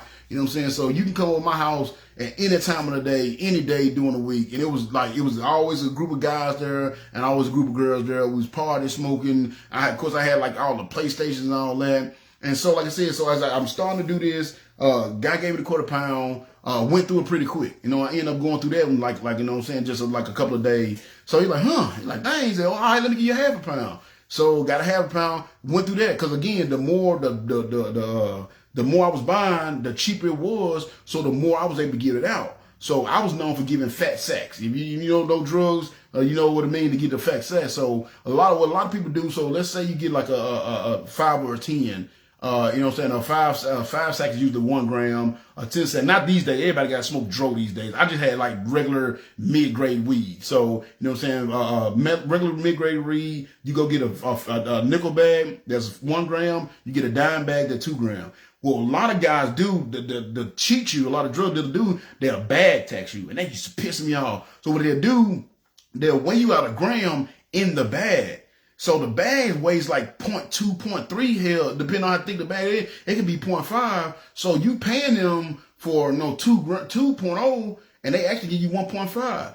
I didn't do that. When I weighed my stuff out, I weighed it on the scale. I weighed the weed on the scale and then put it in the bag. So I was known as Mr. Fat Sacks. You know what I'm saying? So they're like, man, you go to him, you get a fat sack. And then, of course, when I was getting the better, cheaper prices and the better grade of weeds, and because it was cheaper prices, if you was my main customer, you was somebody that was like coming every day, I would even throw an extra gram in there. Or I might do, you know what I'm saying, instead of giving you 2, if you wanted my good customer, I'm going to give you 2.5. For the 10. You see what I'm saying? So that's kind of how I kind of built my clientele. So like I said, so next thing you know, I end up getting to a point where I was getting a pound of weed and just selling nickels. And I didn't do wholesale. I was just selling like nickels and dimes and maybe some quarters or maybe an ounce because I had you know what I'm saying, when I got a pound. But just doing that, I was going through a pound, just nickel and diming a pound, like, you know what I'm saying, like once every 5 days, I had to go get a new one. You know what I'm saying? That's how much of a clientele I have built up. And then, of course, with the weed came, you know what I'm saying, the pills. So, like I said, pills started to be a big thing. Thank God meth hadn't really came out yet because I didn't get involved with that crap.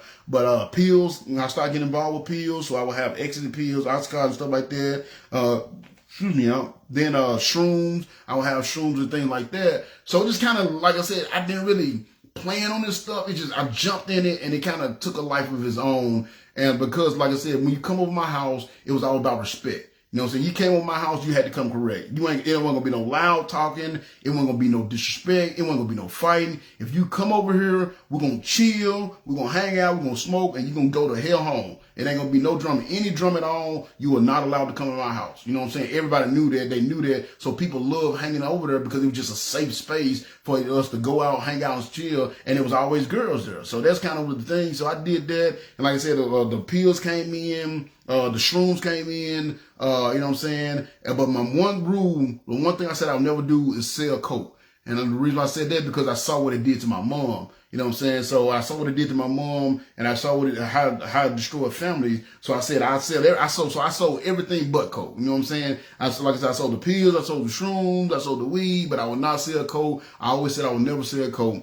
But I did know a guy that sold coke. And so a lot of time when my customer come, be like, hey man, I get some coke here. So I can just call the guy, be like, hey man, I got somebody over here. They looking for A-ball, whatever. He'll come bring the coke, but I wouldn't sell it myself. Every once in a while, if it was like a big sale, he'd throw me a couple of dollars, like finder's fee kind of thing. But I never would sell it. I just had to connect to where I can get it, what I needed. You know what I'm saying? So I lived that life for a couple of years. And man, like I said, it was great, so to speak. So just doing it, man, and especially when I got up to the pounds and I go into the pounds, like I said, I was nickel and diming the pound. So you got to understand this. It was 16 ounces in a pound, and it's 28 grams per ounce. So I can't remember. This has been a long time. Somebody can check me on that. It was 16 ounces in a pound, and each ounce had 28 grams. And I was basically selling a gram for $5 a piece. So you do the math on that, and that's a lot of money. And I was only paying in between $400 or $500 for the pound. So, you know what I'm saying? So I was making a lot of money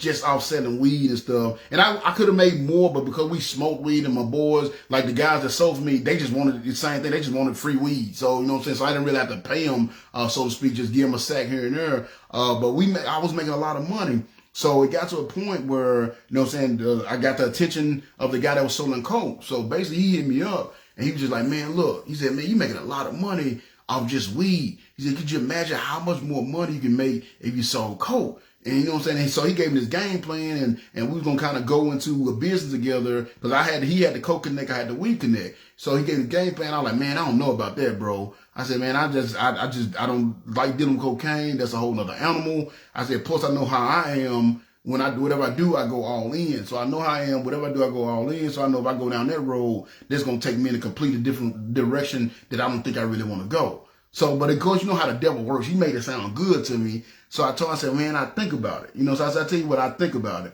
And at the time, the reason why it was like perfect storm, because at the time, by this time, I met my girlfriend. She was just my baby mama at the time. She had already had a kid when we met, but he was 3 when I met her. So he's my kid because he's like 27 now. But she already had him. And then we met in 2000. She was pregnant, like August 2000, she was pregnant by December.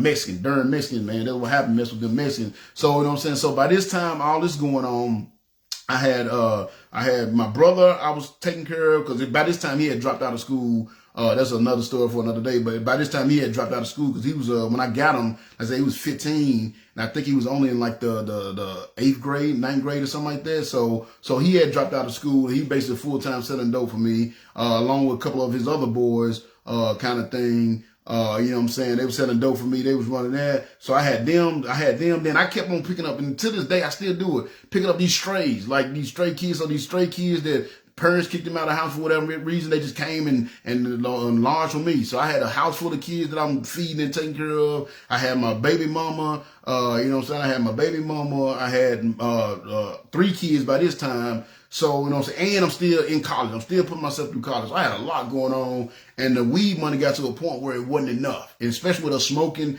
we really couldn't get ahead of a profit because we were smoking most of our profits anyway. So, like I said, by this time, that's when the drug guy, the coke guy came to me. And he was like, man, this is December. So fast forward, this is like December 2003 at this point. So he come to me like, hey man, you know what I'm saying? I got the proposition for you. Let's go into business. Let's get us a house. We can have us a drug house. You got the Coke Connect and all the pills and all that stuff. The weed and all the pills and all that stuff. I got the Coke Connect. We can make this thing pop, bro, and we can make a lot of money. And like I said, I always said I would never sell Coke, so I was hesitant about it. And so he told me, he said, man, you know, he made it sound good to me. I said, all right, man, I tell you what, let me think about it. So so what I did, that was the first time in my life. So at this point, this is like 5 years later from what I told you when I went to college and I started partying in the first place. So this is like 5-6 years later. At this point, I still, I hadn't been to church at this point like 5-6 years. You know, other than, like I said, I drop in every once in a while, but I hadn't been in church consistently or on purpose for like 5 or 6 years at this point, that this is going on. So I really hadn't had a relationship with God. I definitely hadn't prayed and talked to God in a while. So when he sent me, when he told me that, I said, man, let me think about it. And so what I did was, it was the first time in a long time that I went to God about something. And it wasn't even, I went to God like, oh, Father God, show me what to do. You know what I'm saying? It wasn't that.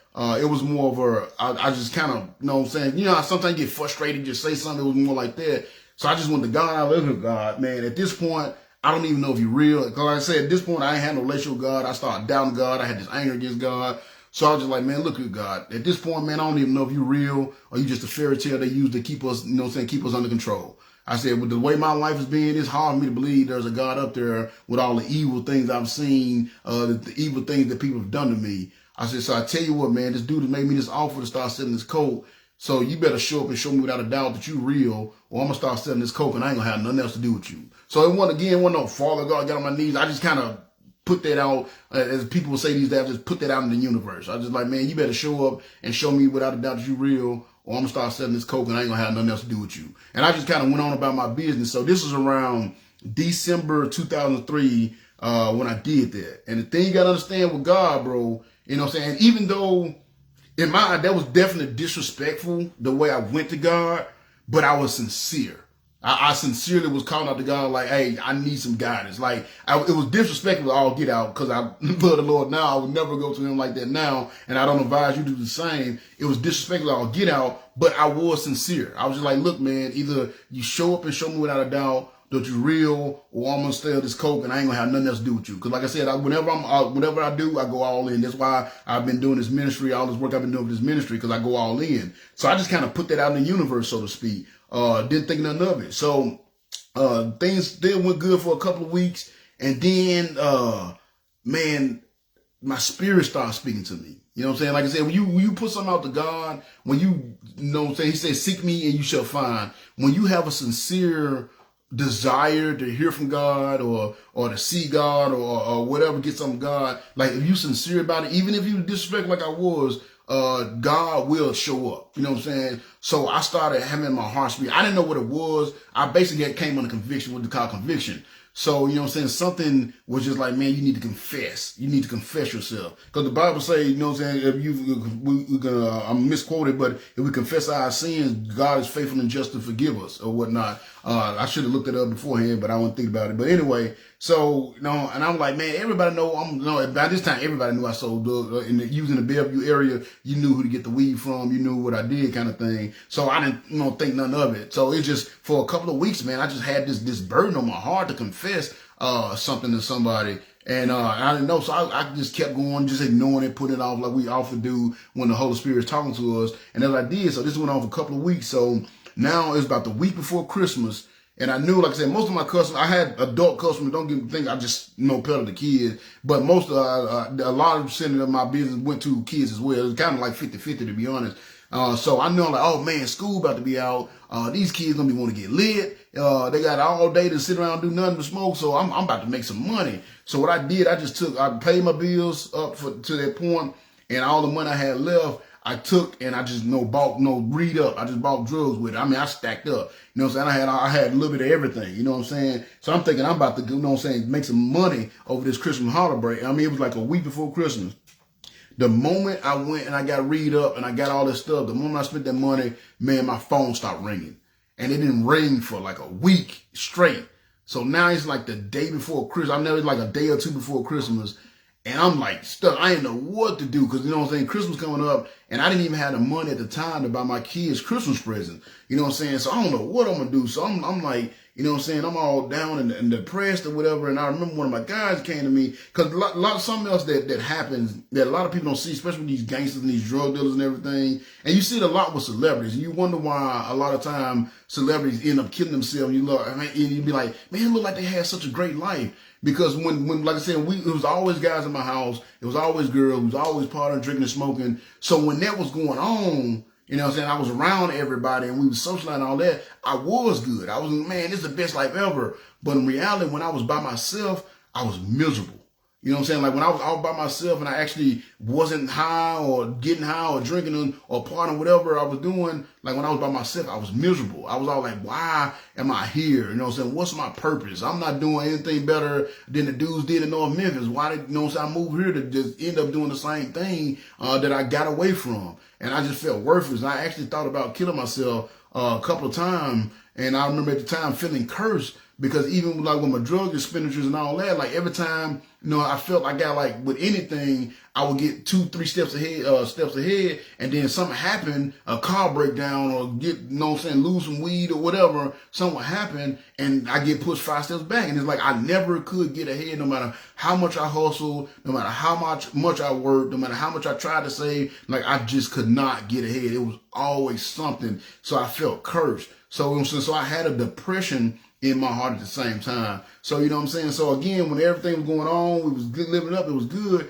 but I always felt, you know what I'm saying, like inside I was depressed and I felt worthless and I felt like, you know what I'm saying, like I was nothing. And I often thought about like killing myself. So like I said, so this going on, and so now that the money, the weeds, you know what I'm saying, the phone started ringing, now the depression really set into where it could be seen. Like at first, it couldn't be seen, but it could be seen. And my guy came and he's like, man, what's going on with you, bro? He's like, you look down. I'm like, man, so I got Christmas in 2 days, bro.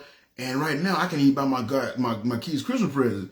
And like, man, you supposed to be this big drug dealer. How the heck you not able to buy your kids Christmas present? I said, man, yeah. I said, man, if I can use drugs to go Toys R Us with a second weed and get some toys, I can do it. I said, I got plenty of drugs. I said, but nobody ain't been calling. I said, and then I guess what it was, with it being a holiday, the kids are out of school. They can't smoke. They parents, they at the house. They parents, so they always came to my place. You know what I'm saying? Because they parents at work or whatever. But now they at the house, they couldn't whatnot. So it just slowed way down. And so he's like, man, what you gonna do? I said, I don't know, bro. So he was one of the kids that came in and started staying with me because he, having problems with his moms or whatever. They weren't seeing eye to eye. You know what I'm saying? So he was one of the kids that came and started staying with me. So one of the things I did, and this will come up later, one of the things I did eventually do, once I really got into the drug game and really started building up clientele, the young kid, they all they would come, man, let us sell for you, whatever, blah, blah, blah. Like I said, then when they was making money, it was just they were getting to hang out with this cool drug dealer dude, and they were getting to smoke, for free, basically. And they were like, but one of my requirements, if they wanted to sell for me, if they, you have to be in school, you have to have perfect attendance in school, you have to have at least a 3.0 GPA. You know what I'm saying? And most people like, man, how you gonna give a criteria for a drug dealer? And I explained to them, I'm like, this is how you stay on the radar. You know what I'm saying? Like when you see these rappers and all these gangsters and they got their pants hanging down, they got all the jewelry and all that does is bring attention to you. I like the way you get away with drug dealing, the way you sustain in the real gangsters. I think all the real gangsters in America, you would never know. You know what I'm saying? They'll be dead before you know they was gangsters. Like real gangsters, you don't know they're gangsters till it's too late, so to speak. I said, so the way you stay under the radar, I said, if you going to school and you causing problems, you're fighting, you got, you're not going to school every day, your grades are horrible. I said, whenever something happens, you're going to be the first person they're looking for because you're the riffraff. They want to get you out. I said, so the way you fly on the radar and the way you keep from getting in trouble is by going to school, having perfect attendance, having a good grades. I said, if you do that, I said, man, you can mess around and go to school, get caught with drugs, and they'll let you slide because they'll be like, oh, it was just a bad judgment. He just made a mistake. I said, whereas if you're a problem child, they do that. That's it. Your life is over.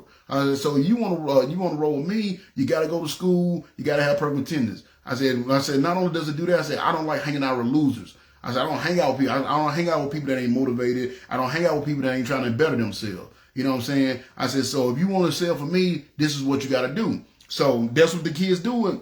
So these kids, they was drop at them when they started selling for me or whatever. Some of them was dropouts. Some of them like GPA was like 1.7, and next thing you know, they got 4.0s. They applying to college. You know what I'm saying? It was like insane. And some of the parents was actually like, what's going on? Like, I've been trying to get this boy to, do this for years, and all of a sudden he hang out with you and he doing it. And I'm like, oh, well, I'm just because I was in college still, I was studying to be a chemist. So like, oh, it's just, being a positive role model. Of course, I didn't tell them that they were selling, I was selling drugs. They were selling drugs for me or whatever, and that was a requirement for sell drugs. But I actually had parents that like thank me. I remember one kid when he graduated, they had the graduation dinner, and like the mom invited me over. She was like I was like the guest of honor, you know what I'm saying, kind of thing. And she was thanking me, and I realized like, yeah, he was doing that because he was selling dope for me, kind of thing. You know what I'm saying? So anyway, so that's what I had kind of going on with these kids or whatever, and he was one of them. The guy was one of them. So when I told him that I didn't have the money to buy my kids Christmas present, he was like, all right, let's see what I can do. I didn't know what he meant.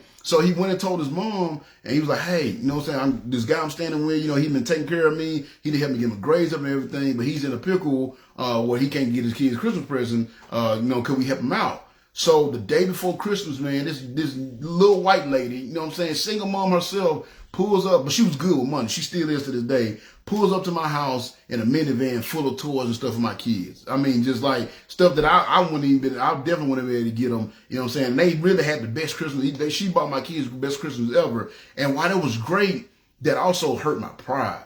So that's what humbled me. You know what I'm saying? God got a way to bring you back down to earth. And that what did hurt my pride. Like, I'm supposed to be this big bad drug dealer, and I can't do something as simple as buy my kids Christmas present. Then that one got me thinking, when you in sin, bro, you don't really see the foolishness of it. But then when it really hit me, like, man, what am I doing? You know what I'm saying? Like, I'm about this close. I was literally on my last semester of college, about this close to graduating college with a degree in chemistry. You know what I'm saying? And at any point, we had some kind of run-ins with a couple of like runaway kids that I didn't know they was runaways that hung out with my house. So we had the police there. Luckily, they didn't find none of anything. So, you know what I'm saying? Like, I'm taking all these risks and chances, playing my life, ruining everything I've been working for, and I can't even do something simple to buy my kids Christmas present. So that's when the first time it really hit me and it humbled me, and it, you know what I'm saying? And my pride took a blow, and that's when God really started. That's when he started, the spirit started. That's when the conviction started hitting me, because he had me at a point where he can work with me now, because my heart's been humble. I had to depend on some little white lady at the time to buy my kids Christmas present. You know what I'm saying? So that's when the Lord like, all right, I got him to a place where I can work. So that's when the conviction on my heart started getting stronger. And I just again, I won't hear no voice, but it was just something in my heart. Like, I need to confess what I'm doing. I need to tell somebody what I'm doing. So this goes on. Christmas passed. My kids had a great Christmas, and this goes on for the days after that. And it finally got to a point, like, with all I was doing, I already was only getting like 2-3 hours of sleep. You know what I'm saying? And then now with this conviction going on, I wasn't really able to get into sleep anymore. And I was just like, man, I was miserable. And I'll never forget, it came to a head finally. It was December 31st. And this time, still ain't making no money from my weed. I still ain't got no phone calls. I'm still dead broke. Rent about to come up. Don't know how I'm going to pay rent. Don't know how I'm going to pay any of my utility bills and all that, because all I had was dope. I didn't have no money. So like I said, finally, I'll never forget, it was like early morning, December 31st. It was early in the morning. I was trying to sleep and I couldn't. And something just like, confess. All right. So I got up, and I had in my living room, there was a glass table that was in my dining room. That's why I always broke my weed down on that glass table in my dining room or whatever. So I never forget, I went and I sat down at that table, and I was like, all right, and I just started writing. You know what I'm saying? I just started writing. Everything that I can think of that I was doing, that I knew I wasn't supposed to be doing, everything that really that was against God, I was doing, I just started writing it down. And I just, you know what I'm saying, no aim or nothing, I was basically confessing, you know what I'm saying, just writing it down. And when I got done, I had like a 5-page letter. So I got done, like, all right, I confessed, like, what am I going to do with this? And then something just like, you need to send it to somebody. So I'm like, well, who am I going to send it to? You know what I'm saying? So, rewind a little bit. So I told you I had a scoutmaster named Mr. Allen. He was like a dad to me. So something he had did for me, because I had a couple of junk cars, and finally one day, he's like, man, I'm going to help you get stable. He said, you need a stable car if you're going to do all the stuff you're doing. So he helped me buy my first, like, brand new car. It was when Kias, when they first came out, horrible car. It sucked. It was like a tour with a motor, but brand new. 23 miles on it when I got it. And he co-signed for me to get that car. You know what I'm saying? And for the first 2.5 years, I made all my payments and everything. But, you know what I'm saying, eventually, I got to where all my money was tied up in the drug game, and I got busy, and I just stopped paying the car note. You know what I'm saying? And then on top of stop paying the car note, I stopped calling them, or even, if you're going to one thing, you owe somebody, you know what I'm saying? You're like, hey man, I'm going through it right now.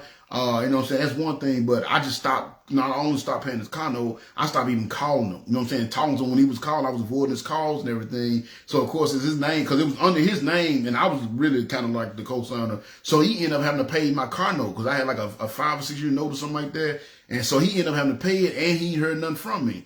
And the thing is with him, he was a very strict guy. He was a very religious guy, very strict. You know what I'm saying? He served, I don't know where he served. He served one of the armed forces, so very strict. And there was a point when he had a problem with his older son, dealing with drugs and everything. And he actually disowned his own son. So I'm just like an adopted son. So I'm like, well, I know he definitely gonna want to hear this from me, especially after what I've done to him for the last year. So somebody's like, all right, send it to him.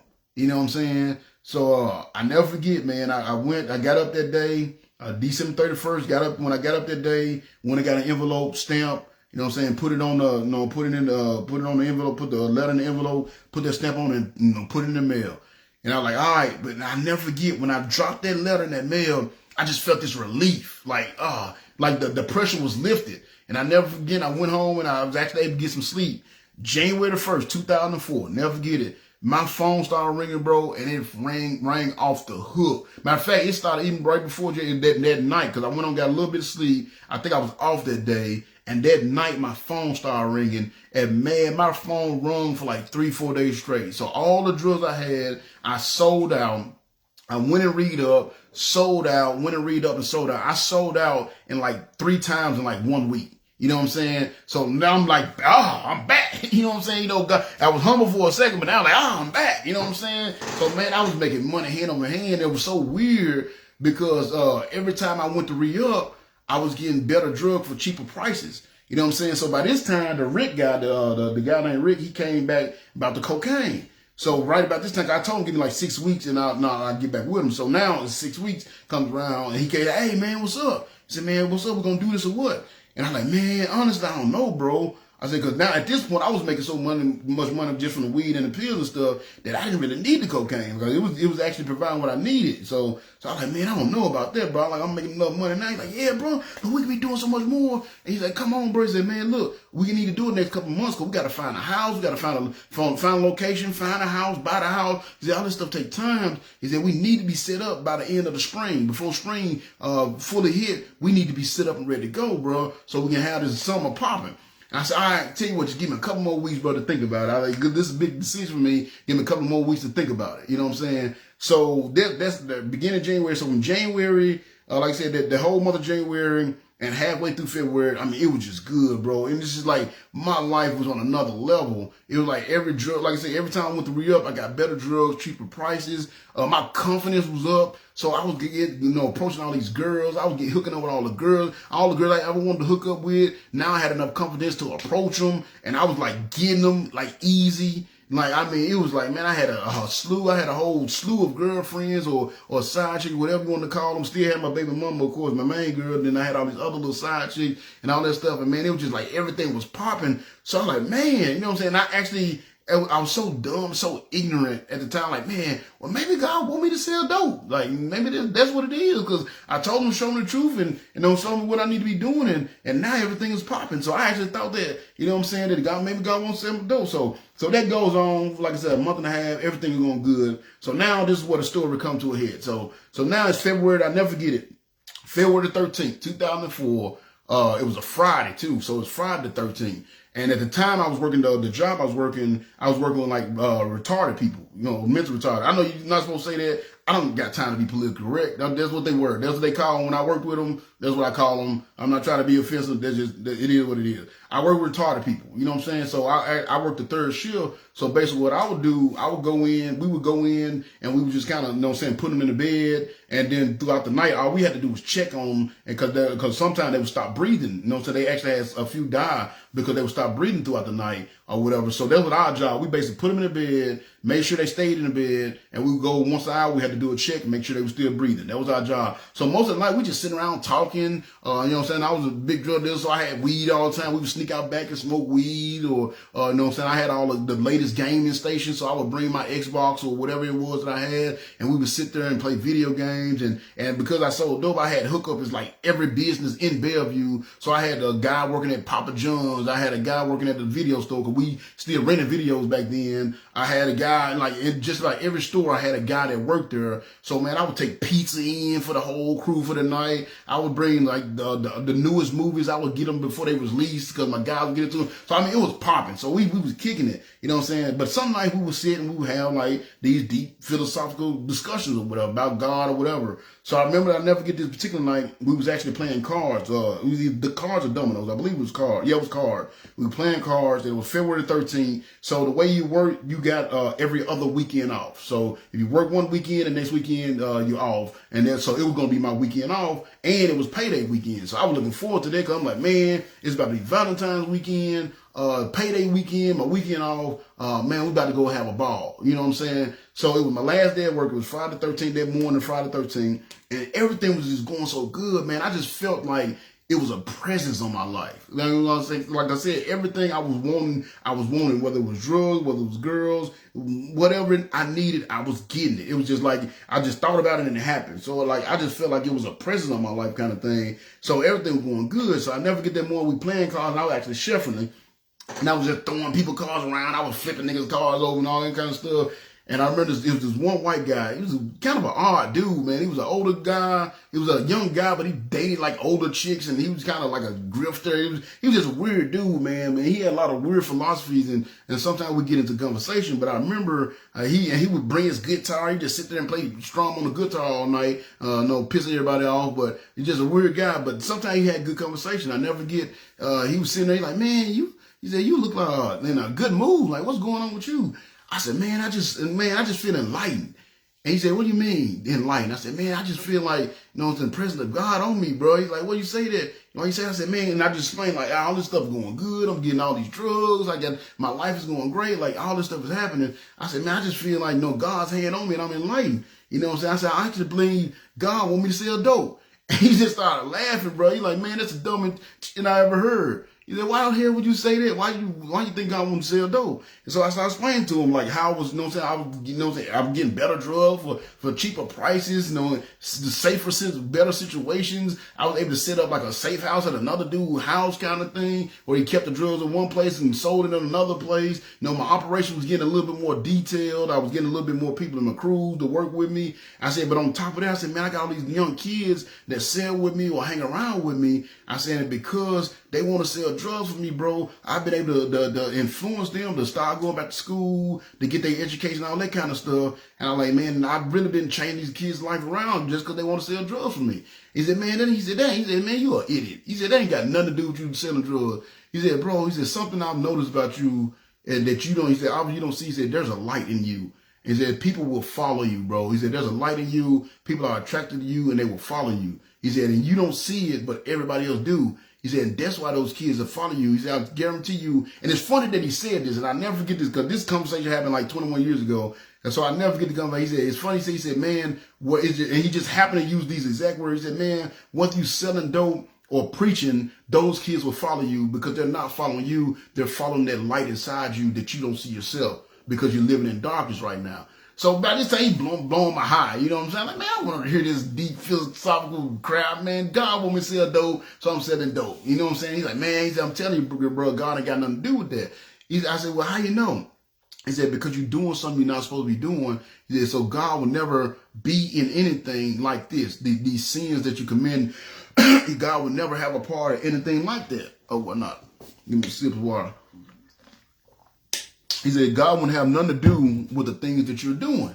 You know what I'm saying? So I like, man, I said, well, look, I said, well, I tell you what, bro, whether God in or not, all I know is I'm helping these kids have a better life. I'm motivating them to do more with their life. They're doing more than they've ever done. So I tell you what, man, and I'll never forget I said, Jelly, I tell you what, if me selling dope is going to help these kids have a better life and get them to do more, then you know what, I'll make that sacrifice. And I remember he looked at me, he said, man, that sounds good. He said, I can see you irritated. He said, I'm just going to leave you with this. He said, I'm going to let you know right now, you might think God is in it, but God is not in it. He said, because God, he said, you're doing something you're not supposed to be doing. And even though you're willing to make that sacrifice, he said, God likes obedience over sacrifice. He said, that's how I know God is not involved in anything you're doing, because yeah, you're making that sacrifice, but you're not being obedient to the word of God. So by the time, like, man, I don't want to hear that stuff. So we ended the conversation, didn't think none of it. So I went home. I said that was my Friday day. I went home, you know what I'm saying, got my paycheck, went home, I read up. The first thing I did, you know what I'm saying, I always kept a little bit aside for bills, but I mostly put all my money into my drugs, especially for the weekend, because that was my busy time on the weekend. So and with it being my weekend off, I took me a little nap, went out and met my plug, and then I was ready for the weekend. You know what I'm saying? So that ended the 13th. But that conversation stuck with me, and that statement, and that's what I kept hearing. God likes obedience over sacrifice. I just kept hearing that statement. So again, you know what I'm saying? So that went on. So Valentine come around that next day, and because I had, you know what I'm saying, I had my baby mama, of course, at the time she was my baby mama, and then I had my side chicks. That was gonna be a busy day. I had like 4 dates, and I'm not saying it to brag or whatever. My wife hates when I tell this part of the story. You know what I'm saying? But I had like 4 dates set up that day. You know what I'm saying? So I was going to be basically, in lunch or dinner or something. So I started with the way I had it set up, I started with my baby mama. Then I had like 2 or 3 girls in between. Then I was going to end the night with my baby mama. You know what I'm saying? Because she was my main girl or whatever. And I had to make sure I get time in with her. So that was my day. That's what I had planned. So next thing you know, this guy hit me up. His name was Mandrikas. They call him Man G. So he was like the guy that I was selling coke with. The guy that was asking me to go on the coke with him. He was like his henchman, so to speak, or his shooter or whatever you want to call it. You know what I'm saying? So he was his guy. So he hits me up.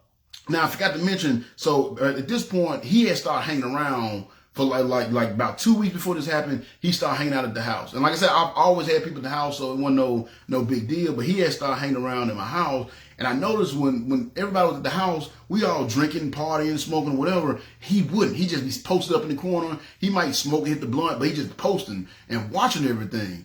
And at one point, I'm like, man, this nigga, come on, what he coming over here for? If he don't participate, he just sit over there mean mugging everybody.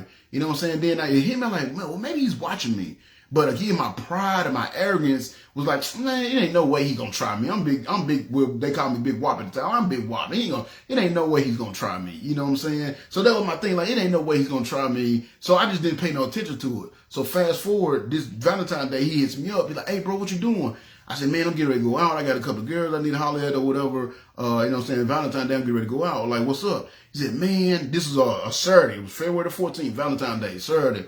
So he hit me and said, hey, bro, he said, I want to rob some white people. I got this white people I've been watching, and I want to rob them Monday. But I can't get bullets for my gun because of my record. He said, would you go with me to buy some bullets? Now, at the time, I used to have a pistol. If you see some of my old pistols, old pictures, I used to have a pistol. I had a 45 Taurus, and it was like something you seen in like a Nicolas Cage movie or something. Cause it was like it was chrome, so it was like shiny silver chrome. The handle on it was pearl, and then like all the action and the triggers and all that stuff was gold. You know what I'm saying? So I'm like, you know what I'm saying? So it was just, I only bought it because it looked pretty cool or whatever. So I had that. And because I got that, I actually went and got my handgun carry permit. I went and took the class, and I actually had a license to carry a gun on my side. You know what I'm saying? I can carry the gun, open carry my gun. You know what I'm saying? I can just put it in the holster and walk down the street with it. So, and I had never been arrested before, never still really been arrested, but I never been arrested before, so I can legally go buy bullets, long story short. So he's like, man, you got your license and you never been arrested, you got a record, you can go buy bullets, you know what I'm saying? Could you get these bullets for me for my gun so I can go rob these white people?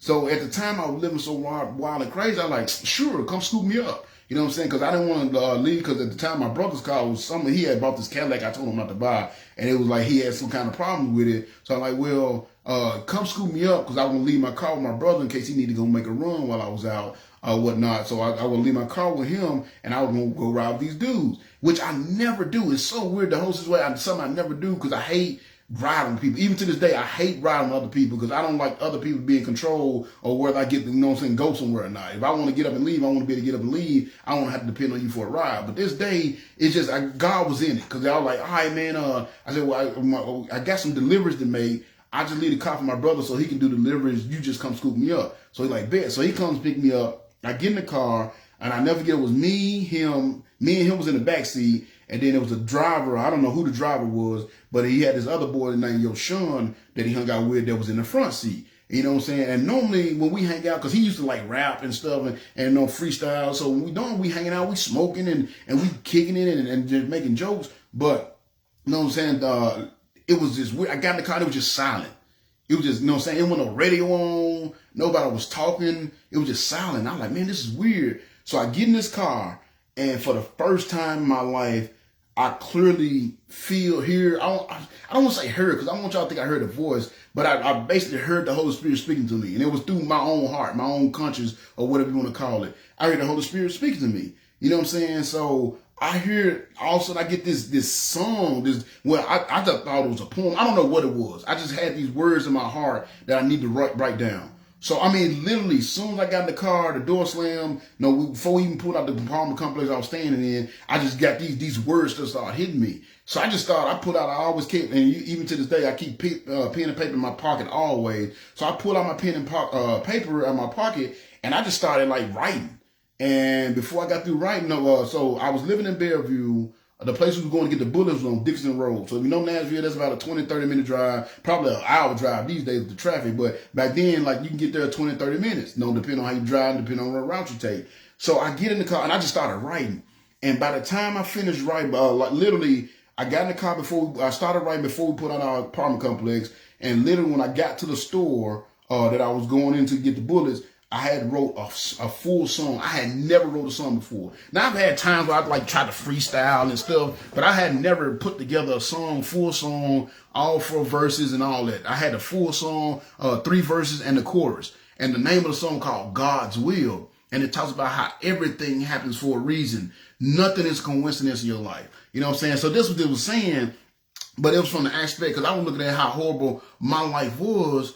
And basically, song saying, yes, your life was horrible, but it was for a purpose. You know what I'm saying? And it's weird because, like I said, this one I hadn't been in church in like 6 years. So me writing a song talking about God's will and everything happened for a reason, that was just weird. So I'm like, man, that's weird. So literally, as I wrote the last word, we put up to the place and dude was like, hey, we here. So I kind of like, I was like in a trance almost as I was writing this song. It just poured out of me. I kid you not. I didn't have no thought. I just picked up the pen and started writing. My hand just started moving. And next thing you know, I had this song. So when he said, hey, we here, I kind of like snapped out of it. And I looked down and I got a song, like three verses and a chorus. I'm like, man, that's weird. I never wrote a song before. So I just folded up and put it in my pocket. So I go into the store to get the bullets. And I step in there, and I'll never forget, it was like this older white gentleman. He was kind of tall at the counter. And I stepped in, and I asked him for some 22 bullets. And I think I said 22 special. It was a word on the end. I can never remember what the word was, but I know it's some 22 bullets. So I asked the guy for a case of 22 bullets. And the guy just looked at me. He didn't ask for my license. He didn't ask for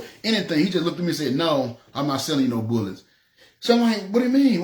What do you mean you're not? He's like, I'm not selling no bullets. So again, he's a white guy. It's Nashville. I'm like, oh, he's just being racist. You know what I'm saying? Oh, redneck guy being racist. So I started like just cursing the dude out. You know what I'm saying? I'll never forget because I had the money in my hand and I had my license because I was gonna hand it to him. You know what I'm saying? But he never gave me a chance to. And so I slapped on the counter like, man, look, I got my handgun license. Here go the money. Send me some MF bullets. You know what I'm saying? And he's like, man, I'm not selling you no bullets. And so I started cursing him out. I tell you what, you got about 30, he said, you got about 3 seconds to get out of my store or I'm calling police. And I didn't want him to do that because I did have I had other money in my pocket. I had a little bit of weed in my pocket. And then I don't know what the guys in the car had. You know what I'm saying? So police put up on this is going to be bad for everybody. So I just like, man, I cursed him out and then I left. You know what I'm saying? Not thinking of it. So I get back to the car and the dude was like, man, where the bullets at? And I'm like, man, I couldn't buy the bullets. He's like, why not? I said, man, dude won't sell to. He said, oh, man, you lying. So he said, man, you done had him drive all the way over here for nothing, bro. If you weren't going to do it, you should have told him you going to do it. And I was like, nigga, I went to get the bullet. The dude was selling me bullets. I don't know what to tell you. I said, so you need to drop me back out off of my house, bro. I got stuff to do. If you don't, we got a problem. He's like, no, man, we good. I just, man, this is a waste. I said, bro, look, you think I want to waste my time come over here? I came over here. I went to ask the guy for the bullet. The guy won't send me bullets. I don't know what to tell you. So, yeah, my mouth getting dry. I've been talking for a minute again. So I said, I don't know what to tell you, bro. He said, all right, man. So they dropped me back off. And, like, I'll never forget, I got the car. He just sped off. Like, he was pissed. You know what I'm saying? I'm like, well, you know, I guess your plan messed up, but I can't do nothing about that. So, again, completely oblivious to what had just happened. So I finished out my day. But because I went with him, one of the girls that I was supposed to hook up with and to go out with, I ended up having to cancel hers. And I told her, look, I got some stuff came up. I got to take care of her. She kind of knew I sold dope or whatever. So, so she just took it as something like that. I said, I got some stuff I got to take care of. Could we move our date to tomorrow? Well, she was like, fine. You know what I'm saying? So that's what he did. So now Sunday come around. Now this girl, the reason why I moved her, 'cause I could have moved a couple others, but I moved her because it was gonna be my first time going out with her, and she was like from college girl, and she was like fine, man. And I ain't gonna lie, y'all, I was trying to do something strange for a little piece of change, and I wanted to take my time with this. So I told my boys, I never forget she getting ready to come over. It was Sunday night. And I told my boys, like, look, man, y'all got to dip. I said, y'all got to get out of here. I got this girl coming through, and man, she's a college girl, and I got a million niggas running around. She ain't gonna want to do nothing. I'm trying to do something strange for a little piece of change, so y'all need to vacate the premises. You know what I'm saying? So I basically, you know what I'm saying, told my boys to get out, so they got out. I did a deep cleaning of the house and everything, had everything set up. Guy came over, and I told my boys not to come back I told them to come back about 11. Somebody said, don't come back before 11 or something like that. I can't remember what the time was, but I told them don't come back till later. Or I think I told them I'll let them know when they can come back. So they basically, one of the guys that was in my crew, he was actually a college student. He stayed, I stayed on the first floor. He stayed on the third floor. So they basically just went up to his house. You know what I'm saying? And I gave them the phone in case some customers called or whatever. So they just cleared out. So it was just me and Gail. So Gail came over. And she knew I was trying to know what I was trying to do, but she like, look, she said, honestly, I just want to, see how you are. She said, I never know how you are when you're in school. I never know as a real person. And said, you know what? I actually like you. Like, I had a good time tonight. 'Cause we sat down, we had a good conversation or whatever. She said, but I don't get down like that. I don't do that. I don't hook up on the first dates. I know what you're trying to do. She said, matter of fact, she kept it real with me. She said, I had my sister, I told my sister to call me at 9:30, so I can have an excuse to leave. So she said, my sister be calling me for us in a second. I will leave. She said, but I did have a good time. She said, so why don't we just go out on a real date? So while we in the midst of us talking and hanging out, there was some movie, some promo for a movie that was coming out, and she's like, "Oh, I'd love to see that." I'm like, "Me too." And it was gonna come out in like 2 weeks. So she's like, "Why don't we, you know what I'm saying? Why don't we go on a date when that movie come out? Let's go out and see that movie together." So I'm like, "Bet," you know what I'm saying? So she lived. So that was the first time in a long time, especially since I had my brother, that I was at the house by myself. Well, I was by myself, and a lot of time, you know what I'm saying, when you see, you know, people disappearing out of your life, or you find yourself alone, maybe that's what God's trying to get you, because that's when he can really talk. Because when you got so many people around and got so many things going on, it's hard to hear the voice of God. You got to get out by yourself. And that's what happened. I had a moment where, you know what I'm saying, I had a moment where I was by myself. It was just me, you know what I'm saying, by myself. So that happened. So I was by myself, and I was like, man, what am I going to, I never had the house by myself. I never had been at the house by myself in the whole 2-3 years that, you know what I'm saying, we was doing all this. So I'm like, man, this is weird. Like, what am I going to do with this free time? I told my boys not to come back for another couple of hours or whatever. So I'm like, what am I going to do with this free time? And then again, not hearing a voice, just my heart, something in my heart was like, hey, why don't you work on that song from yesterday? So I'm like, yeah, that's weird, because I never wrote a song before. I didn't even read it. Like I said, like when I wrote it, I wasn't reading what I was writing. I was just basically transcribing what was coming out of me. Like literally, it was like my hand was just moving and words was being wrote down, but I didn't even have no concept of what I was writing. And that's why when I got done, I'm like, that's weird. It's God's will. Everything happened for a reason, whatever. You know what I'm saying? So anyway, so I'm like, man, why don't you work on that song from yesterday? I was like, yeah, that's weird, because I never wrote a song before. You know what I'm saying? So at the time, like I said, I was smoking weed. I smoke weed before I do anything. So I was like, well, because girl had left, I said, excuse me, I said, let me roll me one, and I'm going to smoke, give me some inspiration. I'm going to read this song. So that's what I did. I rolled me one, and I smoked. I got about halfway through it. You know what I'm saying? Then I pulled the song. I put it out, put the song out, and I started reading these lyrics. So I'm sitting at the same place where I would normally be breaking my dope down at. I'm sitting there, and I'm reading these lyrics that I wrote the day before. And man, the conviction that hit me from them words, bro, because it was basically like my life in a song. It's basically what it was. It was my life in a song. So when I'm reading it, and it like hit me like a blow to the chest. And next thing you know, bro, my heart just started like pounding. It was weird.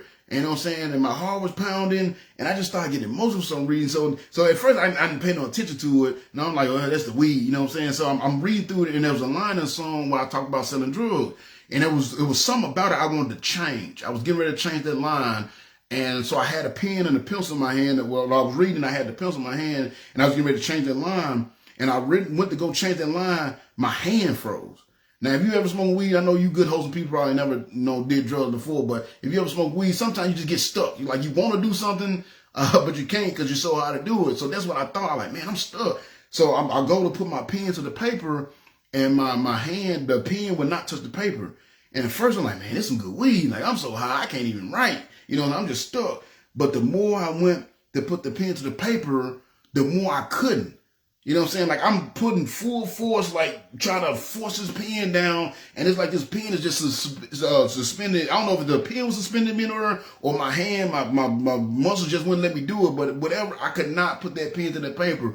And then right there, I'm like, what's going on? And then right that moment, man, I just got these chills like all over my body. Like, it was like on my head, and it was just like going all over my skin. It was just like, felt like my flesh was crawling. You know what I'm saying? Like it was like I felt like if somebody creep up behind you and you can feel their presence. I just felt this presence, but it was weird because it was like the chills going down my body, and it was like intense. And then, like I said, my heart just started pounding even harder, and then I just started like crying, like tears started coming down my eyes. And at first I'm like, cause some I had started doing, which I said I never do. I said I would never do coke, but some I did do. I didn't do it all the time, but my brother had gotten to smoking heavy Chevys. And you know that is, that's like weed with cocaine sprinkled on it. And he just started smoking those. So I had, they had rolled one, and we had planned on smoking them when they got back. You know what I'm saying? So it was heavy Chevys. He had the heavy Chevy. So that was going on. So I'm thinking, like, did I hit the wrong weed? You know what I'm saying? Because like I said, I'm stuck. I'm here. I got these chills going on my body. My heart's beating. I'm crying.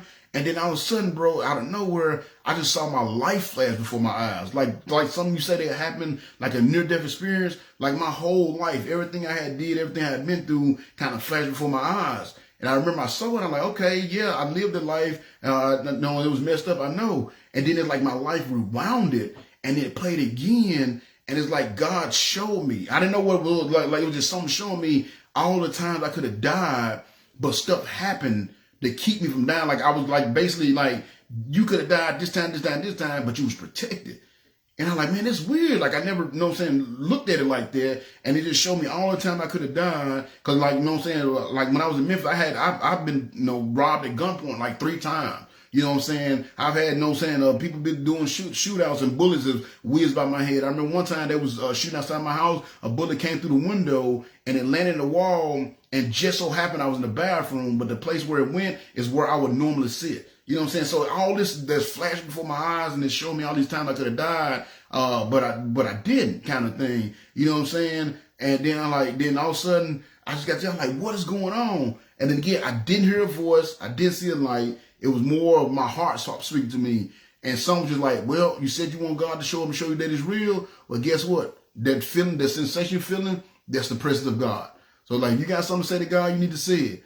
I said, oh, I got something to say to God. So by this time, my muscles relaxed or whatever, and I threw my pen down. And the first thing I said to God, I said, man, F you, God. I said, man, F you, bro. Like, man, you see everything that I've been through, you know what I'm saying, in my life. So I go through this long laundry list of all this trauma and bad situations that I had been in and everything I had seen on mama. I got this long laundry list. Well, I'm pretty sure a lot of us got a lot of stuff that we want to tell God off about. So I go through this long laundry list of stuff, you know what I'm saying, telling God off, so to speak, you know what I'm saying? And I go through this, all my complaints, and I'm sitting there and I'm huffing, I'm puffing, and I'm crying. I'm like, yeah, you know, and I just gave him a piece of my mind. And again, never heard a distinct voice other than just like my conscience talking to me. I guess you can call it. I know it's the Holy Spirit talking to me, but it was just like I'm sitting there, I'm huffing, puffing, I'm crying, and that spirit of my conscience, whatever, was like, all right, so you upset. Now, you got every reason to be upset. You know, I admit it. You had a rough life. He said, but you know what? I just want to ask you one thing. And I said, what's that? He said, what have you ever done for me? And you see how you got silent right there? That's how it was for me. It just hit me. It just stopped me in my track. And it's just, I had to think myself, what do you mean? It's just simple. What have you ever done for me? He said, you got this whole laundry list of stuff that you claim I've never done for you. He said, what have you ever done for me? He said, let me ask you something. He said, you're supposed to be a Christian, right? I'm like, yeah. Like, how many people have you ever told about me? Then when I thought about it, I never really made no effort to tell nobody about God. Most of us don't. You know what I'm saying? I just did a sermon last night on soul winning. Most of us don't. And like, I said, never. He said, exactly. He said, let me ask you something. He said, right now, you're working 2 or 3 jobs, selling drugs, putting yourself to school. Why are you doing all this? Are you doing all this for my glory or for your own glory? So these little kids think you somebody big and bad. He said, when have you ever asked me to do anything for you? And when I really thought about it, I never really just prayed and gave, they say give it over. I've never given it over to God. I've never had a situation come up and I put it in God's hand. Never. Every single time I was like, I'm just going to find some way to hustle through. I'm just going to find some way to thug it through. I never really asked God to do anything for me. I didn't want God to do anything for me. I was like, I can do it on my own. You know what I'm saying? I said, so when he asked me that, I was like, never. He said, exactly. He said, you know why you feel cursed? He said, you feel cursed because you're living for yourself. He said, I got you out of North Memphis and I brought you to Nashville, helped you get through college so you can do work for me. And all you've done is sit around and do things for yourself. He said, so I tell you what, you got a decision to make. He said, either you can keep doing what you're doing, and you know what I'm saying? You keep doing what you're doing, you'll be dead by tomorrow, or you can start serving me and I can use you to bring other people like you to me. So I'm like, oh, whoa. What do you mean dead by tomorrow? He said, you know when that dude, man told you to get those, wanted you to get those bullets for him so he can rob those white people Monday? He said, he's not planning on robbing white people. He's planning on robbing you. And saying, and the thing is, he's going to end up killing you in that robbery if you don't make the right decision. So you make the right decision. If you keep doing what you're doing, you'll be dead tomorrow night when he come in here to rob you, or I can use you to start making, to bring other people like you to me.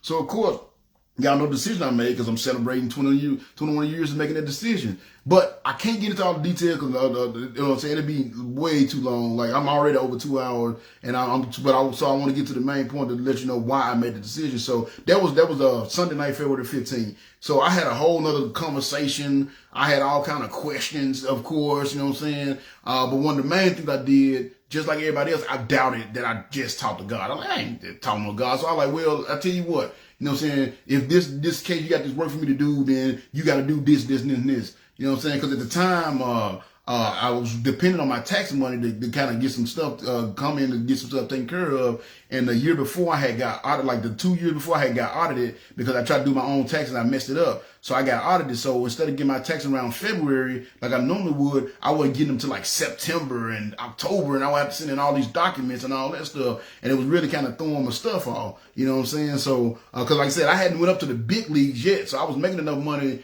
to pay bills and all that, but I wanted to do bigger. I wanted to, you know what I'm saying, get established, buy a house and all that stuff, and I couldn't do it till I got my tax money in. So I was like, man, you got to make sure my tax money come through. You got to do this and that and that. And I do all this stuff, then I believe. Kind of like with Gideon with the fleece. You know what I'm saying? Like, if this happens, then I believe it. You know what I'm saying? But at the same time, I couldn't deny that I had just experienced something. Cause like, I mean, the feeling, the chills that came on my body and the heartbeat, all that stuff, the life, that was real.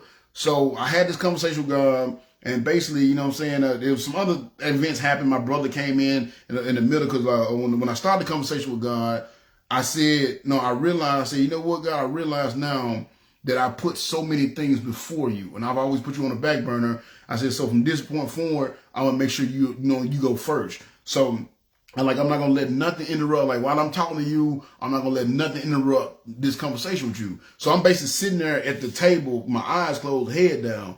So right in the middle of this conversation I'm having with God, my brother comes in. You know what I'm saying? He wasn't supposed to come back. But at the time, my baby mom, she had been calling. She had called 3 or 4 times. So he sits the phone on the table. He said, hey, your baby mama calling. He just whispered in our ear. And it was weird, because I thought he'd be like, hey, man, what's going on? He just put the phone, set the phone beside me. He's like, hey, your baby mama been calling. So I was actually tempted to call. I'm thinking like one of the kids that got hurt or something like that, for her to call 3 or 4 times, because she called me once and I get back to her. So I'm thinking, well, some emergency. Then he hit me like, hey, you just told God that you won't let nothing interrupt. So, you know what I'm saying, the trust that he's going to be taken care of, and you just keep talking to God. So that's what I did. So, like I said, go through this conversation, ask God to do all this stuff. But like I said, something happened. I couldn't deny something happened. So, long story short, finish up the conversation with God, and I sit there and I'm spooked. I couldn't even move. Like, I'm shaking. So finally, about 11 o'clock rolled around, my boys come back, and I'm sitting there, and I'm just spooked. I'm just like this, my eyes wide, and my boy come around, like, man, you all right?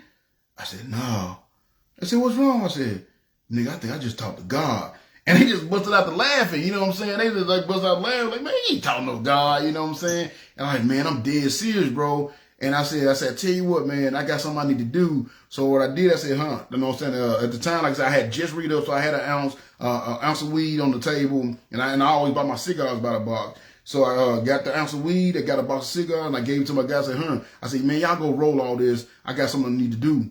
So, you know what I'm saying? So, you know what I'm saying? They got it, and they went to start rolling. I went to my room, and for the first time, I say in years, but probably really in my life, I really went and got on my knees and humbly went to God. And I just started apologizing. I didn't ask God for nothing. I just started apologizing. Because like I said, I had a real experience. I knew something had happened. I just didn't know. I wasn't sold on what he had for me to do just yet. So I just got on my knees and I just started apologizing. I was just like, I'm sorry, I'm sorry, I'm sorry. I just kept saying I'm sorry over and over. And anything I can think of that I had been doing that I knew wasn't right, I just, you know what I'm saying, I just kept on just saying I'm sorry over and over and over.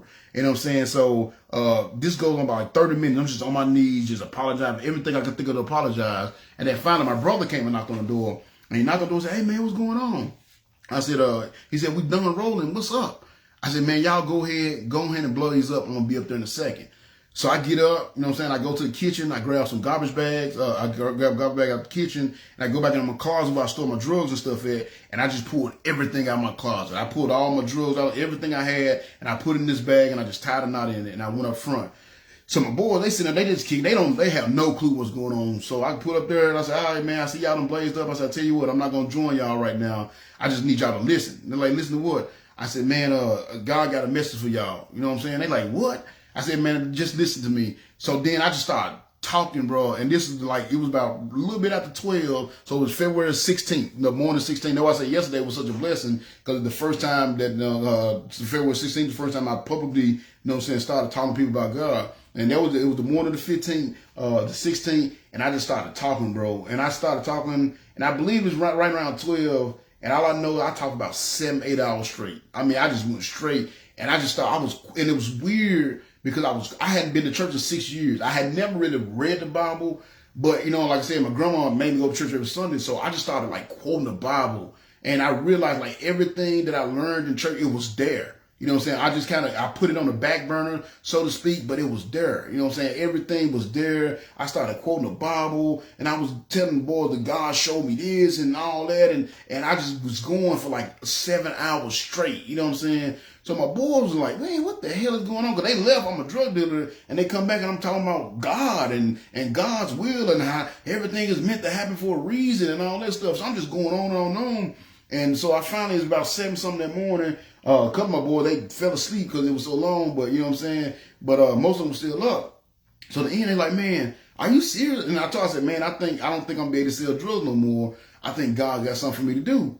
So they were like, man, are you serious about that? Like, I'm dead serious. I said, man, if I'm show you how serious I am. So the guy that stayed upstairs, his name was O. I don't know this nigga real name to this day, but we call him O. That was his nickname. And just a couple of weeks before that, he had told me he wanted to be like, he was going to move because he was from Arkansas, and he told me he was going to move back to Arkansas. He wanted to set up shop kind of like I set up, and he wanted me to show him the game. So I told him I would do it, and I had started teaching him the game. That's why I sent them up to his apartment to make the sales or whatever. So I said, oh, come here, man, stand up, come in front of everybody. So he came up, and I said, look, bro, I know a couple of weeks ago I told you I won't show the game or whatnot. I said, but now I'm on a new path and I can't do that no longer. I said, but what I can do, I can help you get ahead, you know what I'm saying, by giving you this. So I grabbed the garbage bag that I had and I put it out and I gave it to him. I said, here you go, bro, you can have this. And he said, man, what's this? I said, man, it's all the drugs I got in on me. I said, man, it's a pound or so of weed. I said, some pills, ecstasy pills, Oxycontin, all that stuff. I said, everything I got, mushrooms, all that. I said, it's in this bag. I said, bro, you can have it. And he's like, no, bro. You know what I'm saying? So he looked like, you know what I'm saying? He thought it was like a test kind of thing. He said, no, bro. He said, I don't trust that, bro. What do you mean I can have it? I said, man, you can have it, bro. I said, man, I just talked to God and I promised God I'll never do this again. I said, so I'm giving this away. I said, you know what I'm saying? I said, you can have it. I said, you can sell it. You can give it away. I said, hey, you can shove it up your ass for all I care. I said, but don't bring me one single dime from it because I just promised God I'll never do this again. And when I said that, I put the bag back out the second time and he was a little hesitant about it, but he finally reached out and he took it. And when he put his hands on it and I let my hand go, bro, the Bible talks about a peace that passes all understanding. I felt that at that very moment. I literally felt like a weight was lifted off my shoulders. You know what I'm saying? I really felt like I literally felt, and I'm not even just saying this just to hype up the story. And I literally felt like I was about to float away. You know what I'm saying? And it was all the pressure and the guilt and the shame that I had, that was lifted off my shoulders because I had finally literally gave everything over to God. So when I let that bag go, it's like my boys' eyes open. They're like, oh, man, he's serious because they knew I didn't play about my money, my drugs. And they're like, man, how can we know God like that? So for the next 3 days, y'all, I didn't eat, I didn't sleep, I didn't drink water. I didn't do nothing for 3 days straight but preach the word of God. That's all I did. And it wasn't even just necessarily preaching. It was really just kind of telling my testimony over and over and over again. And like I said, there's some Bible verses I was throwing there now and again, but it was just telling my testimony to tell everybody what had happened to me. So, you know what I'm saying? So, and the reason why that happened, because I told the old guy, I said, oh, I tell you what, the drugs is yours. I'm not, ridiculous on that. I said, you can sell it, you can give it away, whatever you want to do. I said, but just do me this favor. I said, whenever my cousin, I said, I'm going to help you get your clientele up. I said, whenever my customers call, ask them what they want and tell them they can have it for free if they listen to me preach. So that's what happened. I had a lot of customers. So every time somebody called, they come over like, hey, man, you want this 20? You can get it free if you listen to John preach. So they come in and I just tell my story. And it was just like back to back to back. And I had so many clientele and I was telling the story so much. Like I said, it went for 3 days straight. And the only reason why I finally stopped on that third day, it was a Thursday, like I literally couldn't talk anymore. Like I lost my voice to where I couldn't even whisper and make sound. I was still trying to whisper, but I was just done. So I was like, all right, man, finally let me get something to eat, get some rest. And I, you know what I'm saying? And I quit my job, by the way. That's a whole nother story. I ended up going to work that night and quit my job because I was like, man, God got something else for me. I just quit my job, they gave up the dope. And I was just like, I'm just going to let God take care of me. You know what I'm saying? And thank God, like I said, I had been getting my taxes in like September.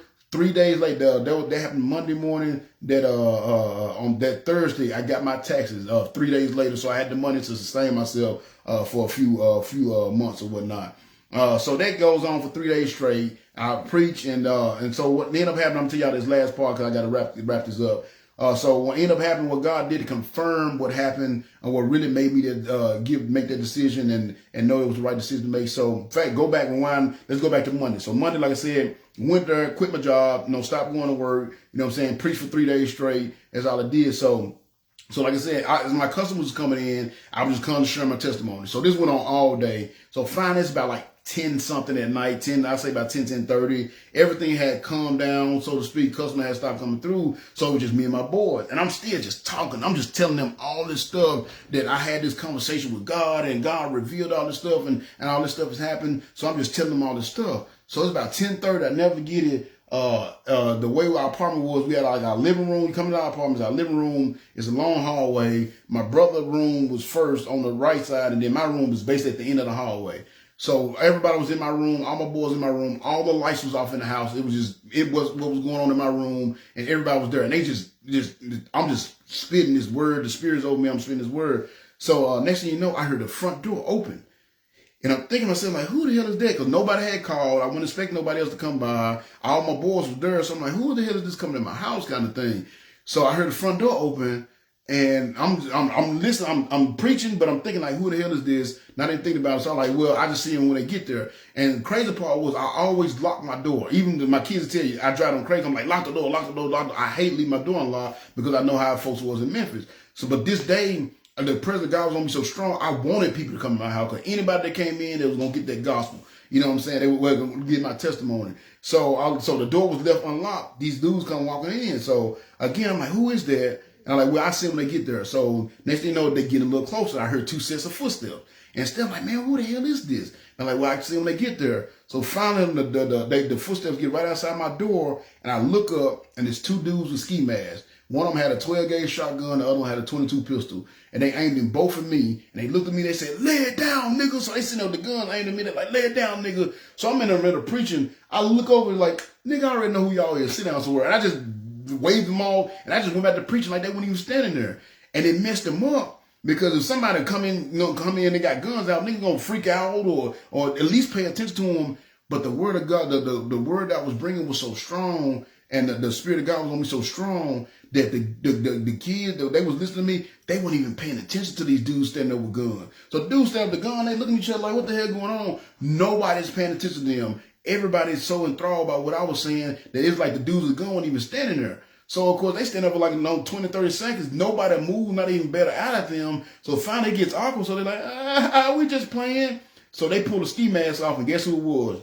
That dude, Mandrikas, and his boy, Yoshan. So Yoshan had a 12-gauge, I guess it was 12, I don't know, it was a shotgun. I guess it was 12-gauge, but he had a shotgun. So he just kind of cocked the shotgun up against the door and kind of sat on the bed. And man, he had the 22 pistol, which I won't get bullets for. And he just stuck it in the back of his pants, and he sat on the bed. And they were sitting there looking at each other like, man, what the hell is going on? And I just act like it wasn't nothing going on. I just kept on preaching, you know what I'm saying? Kept on talking or whatever. So I went on about another 10, 15 minutes, let thing kind of like, level out. And then I told my boys, hey, y'all go up to the front for a minute. I need to holler at man.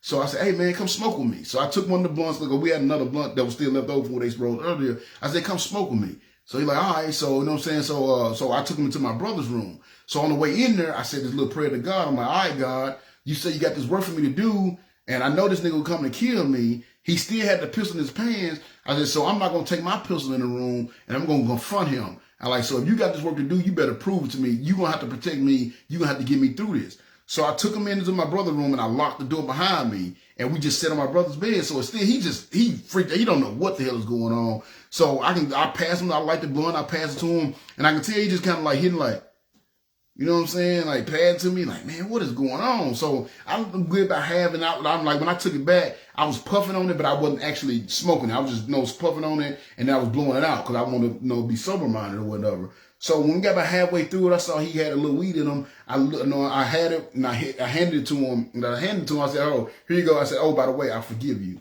And he said, for what? I said, man, I forgive you. He said, for what? I said, man, I forgive you. I know you and your boy coming here to rob and kill us tonight, but don't worry about it, bro. I forgive you. Yeah, oh, no, bro. Man, we just playing. I wouldn't do nothing like that. You my boy, man. We just playing. I said, come on, bro. I said, who you know coming to somebody's house at 11, because at that time it's about close to 11 o'clock, 11:30 at night with ski masks on with guns out. I said, man, who you know play like that? I said, plus, you know, I got a pistol, bro. What if I would have shot you? I said, man, y'all wasn't playing. I said, y'all came here playing, prepared to, you know, shoot and do whatever you had to do. They come around me, bro. I said, but it's fine. I forgive you. He said, no, bro, you got me fucked up. So then he jumped up. Now this time he got excited. So he jumps up, you know what I'm saying, put his hands up.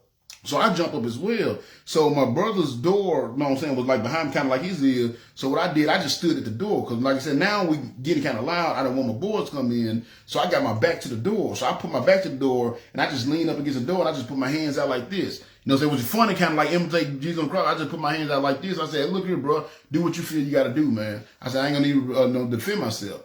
So he jumped up, and you know what I'm saying? Like I said, he comes over to me, and he had his fist up like he about to, you know, hit me, and he just stops. You know what I'm saying? He stops like right, like our nose was almost touching, and we looking at each other eye to eye. You know what I'm saying? So again, I had already prepared myself to, I like, he gonna probably at least knock me out. You know what I'm saying? So I had already prepared for the blow, so I'm still standing there with my arms out like this. And he's standing there with his nose almost to mine, and he got his fists up, and he got this look on his face like he wanted to hit me, but he couldn't. And he was just breathing out, like, and his fist was shaking and everything.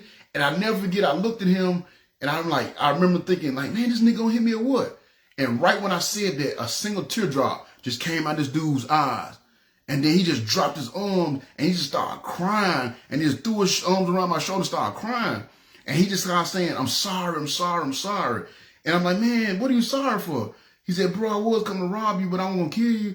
I said, nigga, I'm from North Memphis, bro. I said, you know, this is the first time I had a gun in my face. I said, man, I said, up until last night, bro, I was willing to die for this. I said, so what was you going to do if if I didn't give you what you wanted? He said, well, I was going to do what I had to do. I said, exactly. I said, up until last night, I was willing to die for this, but after last night, I'm willing to die for something else. He said, what's that? I said, God.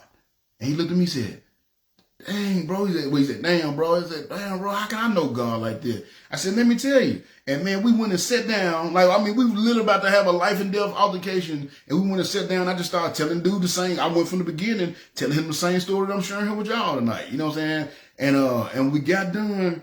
He said, bro, he said, I've never met somebody that I feel really, knew God. He said, I really think you met God last night, bro. And he said, I don't know why I'm telling you this, but I love you, man.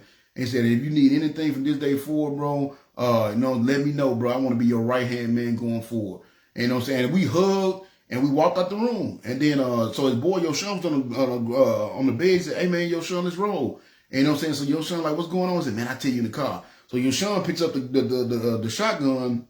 And, man, like I said, he walks out. So I go back into my boy and they're like, man, what's that all about? I said, oh, man, that nigga was trying to rob us, but we good. And then and I just went back to talking like, you know what I'm saying, preaching like it one of those things. So about this time, it's right at 12 o'clock. At this time, it's right about 12 o'clock. Yeah, so they came out 10:30. Because now at this point, I've had the conversation with him, confronted him. It's about 12 o'clock. So at 12 o'clock, I said, you know what, y'all, it's something I need to do.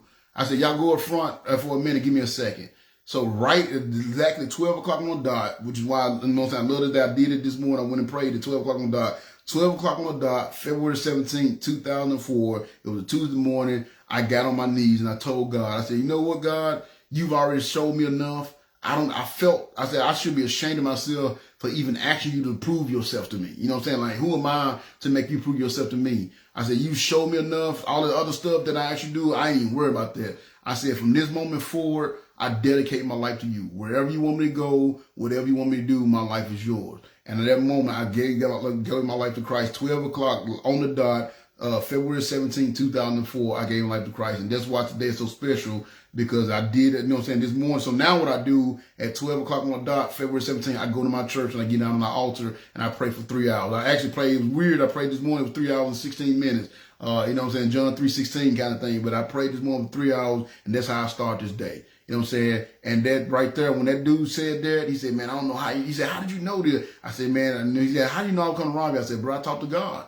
And that's when he's like, man, I really believe you talked to God, bro. And he hugged me. And that was the first time I ever had a man that wasn't in my family tell me they loved me. You know what I'm saying? And he left, and we went on about our business. Me and that dude, we ended up doing a song. Matter of fact, I'm thinking about doing a TikTok, posting TikTok tomorrow. It was a song that me and him did together. It was called Is It Because I'm Black? Me and him did a song, and he ended up dying tragically. He died about 7 years ago in a really horrible car accident down in Nashville. You know what I'm saying? But when that happened, that was all the proof that I needed. When dude confirmed that he was coming around me and he was planning on doing what he got to do, and you know what I'm saying, and God revealed it to me, I knew that night that I really did have an experience with God, and that was all I needed, bro. So that night, from that moment forward, 2007, February 17, 2004, I've been serving God ever since. I got away from the drugs and I picked up the Bible, and now I'm out harassing people on service. I do know Jesus Christ. You know what I'm saying? So that's how I ended up. And of course, after that happened, man, all kind of stuff happened. Other little stuff happened. I end up, my girlfriend at the time,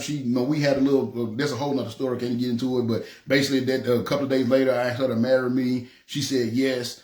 We ended up getting married a month and a half later, and this April the 9th, we'll celebrate 21 years of marriage. You know what I'm saying? My taxes came in at Thursday, so I had money to sustain me. Matter of fact, a couple days later, my degree came in the mail. I had got my degree because I had just finished up my courses, and I had to take one more course in the fall of 2003. So my degree, I got a letter from TSU saying my degree was in the office. I had to go pick it up. Like literally a week later, and a few months later, I got my job as a chemist. Now, like I said, been happily married for about to be 21 years. I've got another younger brother I've adopted and brought into my family, been taking care of him, kind of similar to what I do with my other brother. I've been working for the last 20 years as a chemist. I got my first chemistry job September the same year. I got my degree in February. I got my first chemistry job in September the same year, and I've been serving as a chemist ever since, but also the ministry. So up until I moved here to Waverly, I just had my testimony. I never really preached. I never did sowing and anything like that. And then the Lord moved me here to Waverly, which that's why you got to be careful when you tell God you'll go anywhere, do anything, because he'll move you somewhere that you don't want to be. But I moved here to Waverly, and that's when the Lost Sheep ministry really got started. I preached for the first time in River Lake Baptist Church, which is one of my main supporters. And I did that December of 2014, and now I've been preaching ever since. And the ministry has grown, and by the grace of God, like I said, my family's been intact. We've been blessed. I've always had a job. I got fired from a six-figure job last year, and not even a month or two later, I had another six-figure job, making even more. And it's just been a blessing. And there's so much, and I want to get into the details of everything that's happened. But like I said, I'm already 2.5 hours. I wanted to keep it at 2 hours, but you know what I'm saying, when I get to telling this story, man, everything comes out. And it's like I said, that's the edited version. That's like the Cliff Notes version. There's so much more that happened that'll be whole other stories, even with like the proposal of my wife and all that stuff. But the main thing that I want you guys to take away from this story is, again, Romans 8:28. Everything, and we know that all things work together for good to those who love the Lord, those who are called according to his purpose. And that night when I can't believe I lived this out. I got to put this in there. When I asked God, when I was upset with God, and I asked him, why did he put me through what he put me through? He told me it's because I need you. He said, your mission is to gather my lost sheep. That's why my ministry is called the Lost Sheep Ministry. He said, you know what I'm saying, people can go to the churches, you know what I'm saying, and hear my gospel. He said, but I need you to go and gather the people that's not even looking for me. He said, I need you to go to the ones that's been through molestation, the ones that have been through drug dealing, the ones that have been through hard times and seen the other side of this world, and don't think that I exist, and let them know I do exist and I do love them. He said, and I needed you to go through what you went through so you can go to them. Because what they say in the streets, real recognize real. You see what I'm saying? Real recognize real. So if you're going to do God's work, you have to be authentic. And that's what and that was kind of what the Randy guy was telling me that night. He said, you're authentic. You're always who you are, and people that will attract people. And that's what God told me. He said, that's the reason why I chose you. You're always who you are. Even though I've been a chemist for the last 20 years, most people, if I don't tell them I'm a chemist, they'll never know. I don't walk around with my nose in the air. I don't try to use big words just because most people wouldn't even know I'm a chemist if they didn't know who I was. You know what I'm saying? I never let my situation, I never let my circumstances, I never let my surroundings change who I am. I'm always true to who I am. And it's not about, oh, I'm so real. That's just who I am. I can't be something other than who I am. And that's what God, he said, that's the quality that I'm going to use to bring people to you. He said, and that's why I had to put you through, you know what I'm saying, the life that I put you through, so you can have those experiences, so you can go to those people that's still dealing with those things. You will be able to win them over to me, and you will be authentic. And like I said, you defeat the blood of the lamb, the devil by the blood of the lamb and the word of testimony. And because I have this testimony, I've been able to do this work that I've been able to do. I've been able to help so many people that are stuck in drug addiction. I've been able to help so many people that's been molested and just feel like outcasts and the shame that comes along with that. I have so many people that thought that God didn't love them, you know what I'm saying, to show them that God really do. You know what I'm saying? So many people that's been atheists that didn't believe in God that I've been able to share this testimony with, and they came to know God. You know what I'm saying? And up to this day, I got right at 700 people that because of this testimony, because of this work that God called me to do, 700 people that I've led to the Lord. At least they told me they led them to the Lord. You know, I shared the gospel with them. They accepted Christ as their Savior. So, you know what I'm saying? I did my part. Now, what they actually made the decision, that's between them and God. But I got 700 people, almost 700 people that have confessed Jesus Christ, confessed to accept and made a public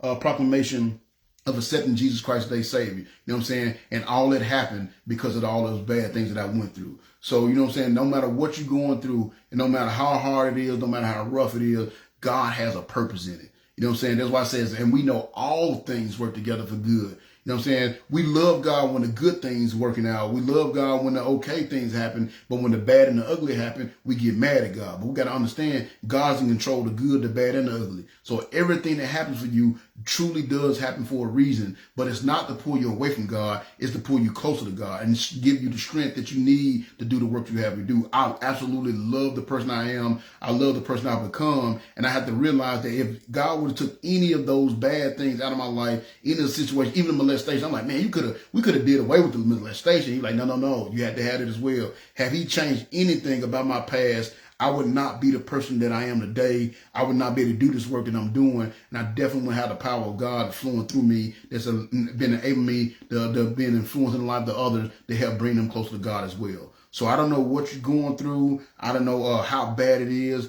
but I want you to know that God does love you. There is a purpose behind it, but you got to turn your heart to the Lord and just let the Lord mold you into the person that he made you to be. And if you can do, if you can do that, if you can understand, that's why my son is called God's will, because it's hard to follow God's will because God's will is not always comfortable. You know what I'm saying? It's not always pleasant. I went through some ugly things because of the will of God. But it says, and we know that all things work together for good to those who love the Lord, to those who are called according to his purpose. In other words, in the end, it's going to work out for good. It might not necessarily work out for my good, but it's going to be for the good of the kingdom. And that's what we have to understand. I went through what I went through. Yes, it turned out bad for me, but it's going to work out for the good in the kingdom. And I know when I go through that door called death and I get to see the Lord on the other side, if I stay faithful, then it's going to turn out for my good as well. Now, it might turn out for good here on this world, but there's no guarantee. But I know when I get through heaven doors, I'm going to have those crowns to throw at Jesus' feet. Because since that day, February 17, 2004, I've been putting in the work. You know what I'm saying? I don't do it to get those crowns. I don't do it for the rewards. I do it because he did so much for me. But according to his word, if you do the work, if you put in the work and you do the work and you stay faithful, you will have those rewards. So whether it work out for good on this side of the door called death or the other side of the door called death, I know it's going to work out for good because God's word tells us so. So whatever you're going through, good, bad, or ugly, just know God has a purpose in it, and it's not for him to pull you away from, not for this world. This world is trying to use it. Like I said, it depends on how you react to it. This world can use those bad things to pull you away from God, but what you got to do, let your spirit use those bad things and pull you closer to God and motivate you to do even more, to bring the Lord into your heart and do the work that he has for you to do. Everything you're going through is for a reason, and you got to make sure you trust that. Romans 8:28. We know that all things work together for good to those that love the Lord and those who are called according to his purpose. I live by that verse. And if you're going through some adversity, I pray you write that down, put that verse in your phone, write that on your heart. So whenever you want to give up, you know that it's going to work together for good in the end. Might not necessarily be your good, but it's definitely going to work for the good in the kingdom. And if you work for the good in the kingdom, I guarantee you your good is going to work out as well. So that's it, y'all. I know I went way over, which I always end up doing. This video always end up being 3 hours. Every single time I tell myself I'm going to cut it short, but it's so hard to, because even with all the stuff that I cut out to get it this short, you know what I'm saying? It's so much more, so many more details. But if you guys ever interested in that, hit me up and let me know. I have no problem with, you know, if you got questions. Hey, what else happened? You want me to do a spinoff, anything like that? I have no problem sharing that with you guys. But it's just for the sake of this video. I know most people won't even stay this long, but some have. I appreciate you faithful ones that stay this long. But I hope y'all be willing to put in the time and effort to hear this story, because I know there's a lot of people out there that's going through a lot. I know a lot of people out there suffering. I know this world is beating you down. You know what I'm saying? It seems like God don't care. It seems like he's just letting it happen, and he's not letting it happen. He's molding you into the person you want to be. So if you really want to live by the will of God, then you got to go through that fire. If you look at the boys, Shadrach, Meshach, and Abednego, Jesus didn't show up till they was in the fire. He didn't show up before the fire. He showed up when they was in the fire. You look at Peter, he didn't get to walk on the water till he was in the storm. We have to go through these storms. We have to go through these fires so we can be battle tested and we can be ready for what this world throws at us. Because I know the work that I'm doing and the way I'm going to do my work, I'm very unconventional. I might let a curse word fly here and there, even if there isn't because I'm black, son. Got a few explicatives in it, you know what I'm saying? But God told me to do it the way I do it, the way he built me, because there's a certain group of people that need to hear it the way I'm going to bring it. So I know it's going to probably be a lot of church people that ain't going to like it, but I'm not here for them church people. I'm here for those lost sheep, and that was the Lord revealed to me that day. So I thank y'all for joining me. End of the announcements always. If there's anything I haven't covered already in his stories I haven't come to the Bible, you can always reach out to me. I know y'all know I had an agenda these last 3 weeks. So last week was the gospel message. Today was my testimony. Next week I did a sermon this past Sunday. It was called "Have You Filled the Boat?" That's what I'm going to do next Monday, 7 o'clock. Lord willing, y'all be back here next Monday, 7 o'clock. Y'all see I got my new digs set up. We're going to make some more changes. We just got started today. We're doing the new setup. Y'all probably noticed the different lighting and all this stuff. And Lord is really working. Like I said, I guess it's time to get to the next level. He's working. So Lord willing, next Monday be back. I will present my lesson to you guys. Have you filled the boat? I'm going to start to make my lessons shorter.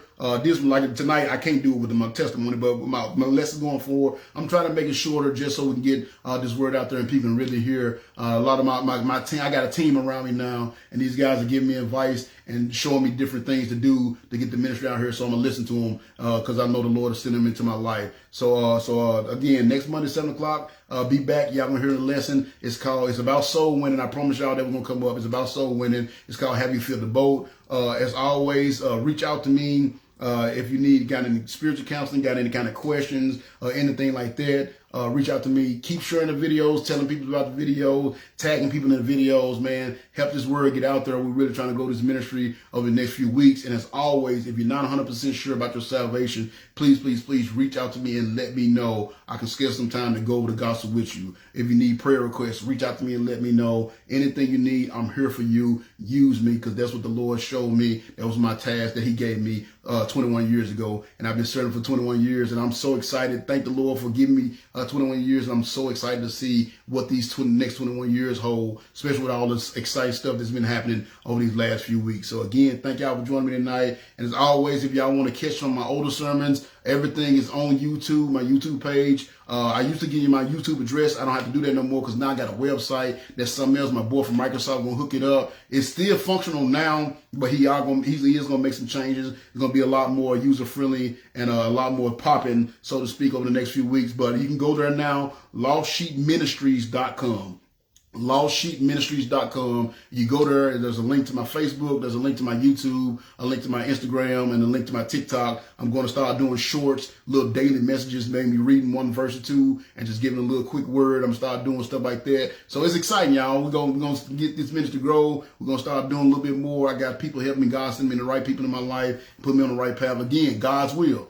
God's will. Everything been happening according to God's will. So I pray this stuff, that my testimony help somebody that's going through some stuff. Like I said, yes, it can get dark in this world, but you know what I'm saying? What Jesus said, he said, I've overcome the world. So don't let this take you away from God. Let these bad things that's happening, these bad situations bring you closer to God, and let him mold you so you can do the work he has for you to do. So again, thank y'all for joining me for my life story tonight. Thank you for my testimony. I know it was long. If you hung in there the whole time, man, that I'm blessed. More power to you. Miss Alicia, you always here. This is your fourth time. You must be a glutton for punishment. This is your fourth time listening, and you still stayed the whole thing. I appreciate that. That definitely touches my heart and give me the motivation to keep going. So thank you. I'm going to go ahead and pray and get out of here. I've talked enough tonight. You see, I'm trying to lose my voice. Dear Lord and Father, thank you so much for watching over us tonight. Thank you so much for this wonderful day and this wonderful moment where I get to share my story. 21 years ago, man, you gave me that call. Well, you called me on the 15th, but I accepted that call on the 17th because I know your words say many are called, but only a few are chosen. So you chose me to do this work, not because I was so special or I'm so smart or better than anybody else, but simply because I was willing to humble myself and do the task that you have for me to do and accept that everything that happened to me, you put me through and you did it for your purpose and your will. And I accept that gladly, Lord. And I thank you for everything I went through, even the molestation and the drug addiction that my mama did. Everything you put me through made me to the man I am today. And I love the person you molded me to be. And I love the work that I'm able to do because of what you put me through, Lord. So I pray that anybody else is out there dealing with some kind of trauma. They dealing with trauma, you know what I'm saying, drug addiction, rape, molestation, all these things, you know what I'm saying, criminal backgrounds, all these things, Lord. As they dealing with these things, I pray you just come upon their heart and help them see that these things are not meant to pull them away from you, but to pull them closer to you. And you're using these things to mold them, Lord. I notice that my strength, not that I'm better than anyone else, but my strength and my ability to handle adversity is way leaps and bounds above most of the people around me because they haven't been through what I've been through. And you was really just preparing me to do this work, because I know even though this Facebook stuff seems to be popping and the social media stuff, I know once this go to the next level, there's going to be a lot of adversity and a lot of opposition that's going to come with it, Lord. And I pray because of what I've been through, pray because of the training you've given me that I'm prepared for it. And I just want to don't bring no shame upon your face, but I continue to go forward faithfully, no matter what going on, no matter what adversity here. I continue to go faithfully doing this work that you have me to do. Be with all those that's listening to this. Let your spirit touch their heart and bring them under conviction. If they have any kind of hatred or anything towards you, dislike towards you because of what they've been through, help them see the ignorance in it and help them see that it's all part of your plan. And if they're just willing to give in to you and humble themselves and just give in to your will and accept the fact that it's part of your will, that, man, you can use them in a mighty way and they can do a wonderful thing. Maybe not necessarily for their good, but for the good of your kingdom, Lord. Good of your kingdom, Lord. I pray you be with all those that's in the military, law enforcement, rescue service, and medical service, all those put their health, life, and safety at risk to protect the health, life, and safety of others, Lord. Keep them safe and protected as they serve. Give them the wisdom to make the right decisions, especially when it comes to life and death situations, and also give them the wisdom to not abuse authority they be granted over those they're supposed to be serving and protecting, Lord. And I pray you be with all my ministry members, be a wall of protection around them, keep them safe and protected from the attack of the enemy, whether it be physical or spiritual. I pray you give them your power, love, and wisdom on any problem may arise that may keep them from doing your work. Be with all those that are sick, going through some kind of health issues. I know one of my members, Mr. Frank, got some bad news dealing with this cancer that has invaded his body. I just pray you keep your healing hands upon him, and with everybody going through any kind of sickness, keep your healing hands upon them. Give their doctors the wisdom to make the right diagnosis and prescribe the right treatments and give their bodies the strength and encouragement they need to fight off these illnesses so they can get back to 100% and have a testimony about how great you are. Again, thank you for this night. Thank you for this moment. Thank you for this celebration. This night ends my fasting period, Lord. It has been great spending time with you all week, fasting and praying. Thank you for the wonderful lesson I was able to deliver last night. And even this video, this new setup came due to some work that was done last night, and the preaching in the church and the baptizing that was done last night. It led to us being able to get this new video set up, Lord. And you're working it all. I see it.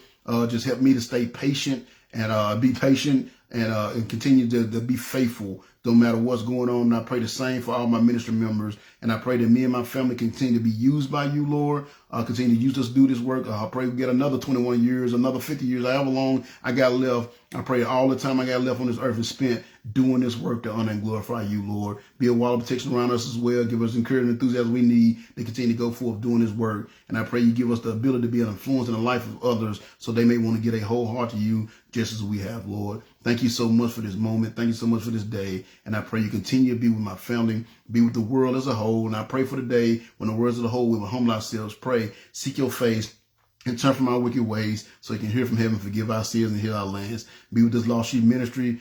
Be with us in our new endeavors. Thank you for these gentlemen that are dedicating their time and efforts to helping this grow, Lord. I pray you bless these new endeavors. Continue to put on their heart to be willing to do this work, doing it for free, and out of the goodness of their heart because you put it on their heart to do so. So I pray you can just continue to bless them with the skills they need to help this word get out so we can touch the lives of others and turn the hearts of this world back to you, because that's my ultimate goal. Thank you for everything. Thank you for this night. Thank you for this wonderful testimony, and thank you for this 21 years of service. And I look forward to see what we're going to do. Continue to help us grow, keep us safe and protected. And we say this prayer in your wonderful son, Jesus' name. Amen. Amen, man. Appreciate y'all, man. Y'all some soldiers, man. Y'all hung in there tonight. Appreciate y'all, man. I see some of my folks from North Memphis, man. My North folks, I appreciate you being here, bro. You know, I always had mad respect for you. Kind of brought you up a little bit early, not specifically, but, talked about you and the folks and everything. But thank y'all, man. I hope again, I know this is a little bit long, which it always is. I always say I'm going to cut it, but man, when my spirit takes over me and I get so emotional about this story because, man, God just did so much for me. And there was so much happened that got me to this point. And I just want y'all to see that, man. Just stay faithful, bro. Stay faithful. Stay patient. You're going to have some adversity. It's not going to be easy. But if you stay faithful, stay patient, man, I'm telling you, it's going to work out for good in the end. I never imagined living the life that I'm living, traveling the world, you know what I'm saying, having passport, doing stuff. I never imagined that. If you'd asked me 21 years ago that I was going to be doing this someday, I would have told you lost your freaking mind. But here I am 21 years later, and I'm here with y'all. So thank y'all. Y'all a big part of that. Y'all encourage me to keep doing what I'm doing. I thank you for the ones I've been able to help. I thank you for the ones that have been helping me. Big shouts out to everybody. I love you all. Continue to pray for me. I continue to pray for you all. And remember, no matter what you got going on, remember to always watch your back and pray. So hopefully y'all will be back next Monday. But until then, I'll see you later. Keep me in prayers. I love you all. Peace.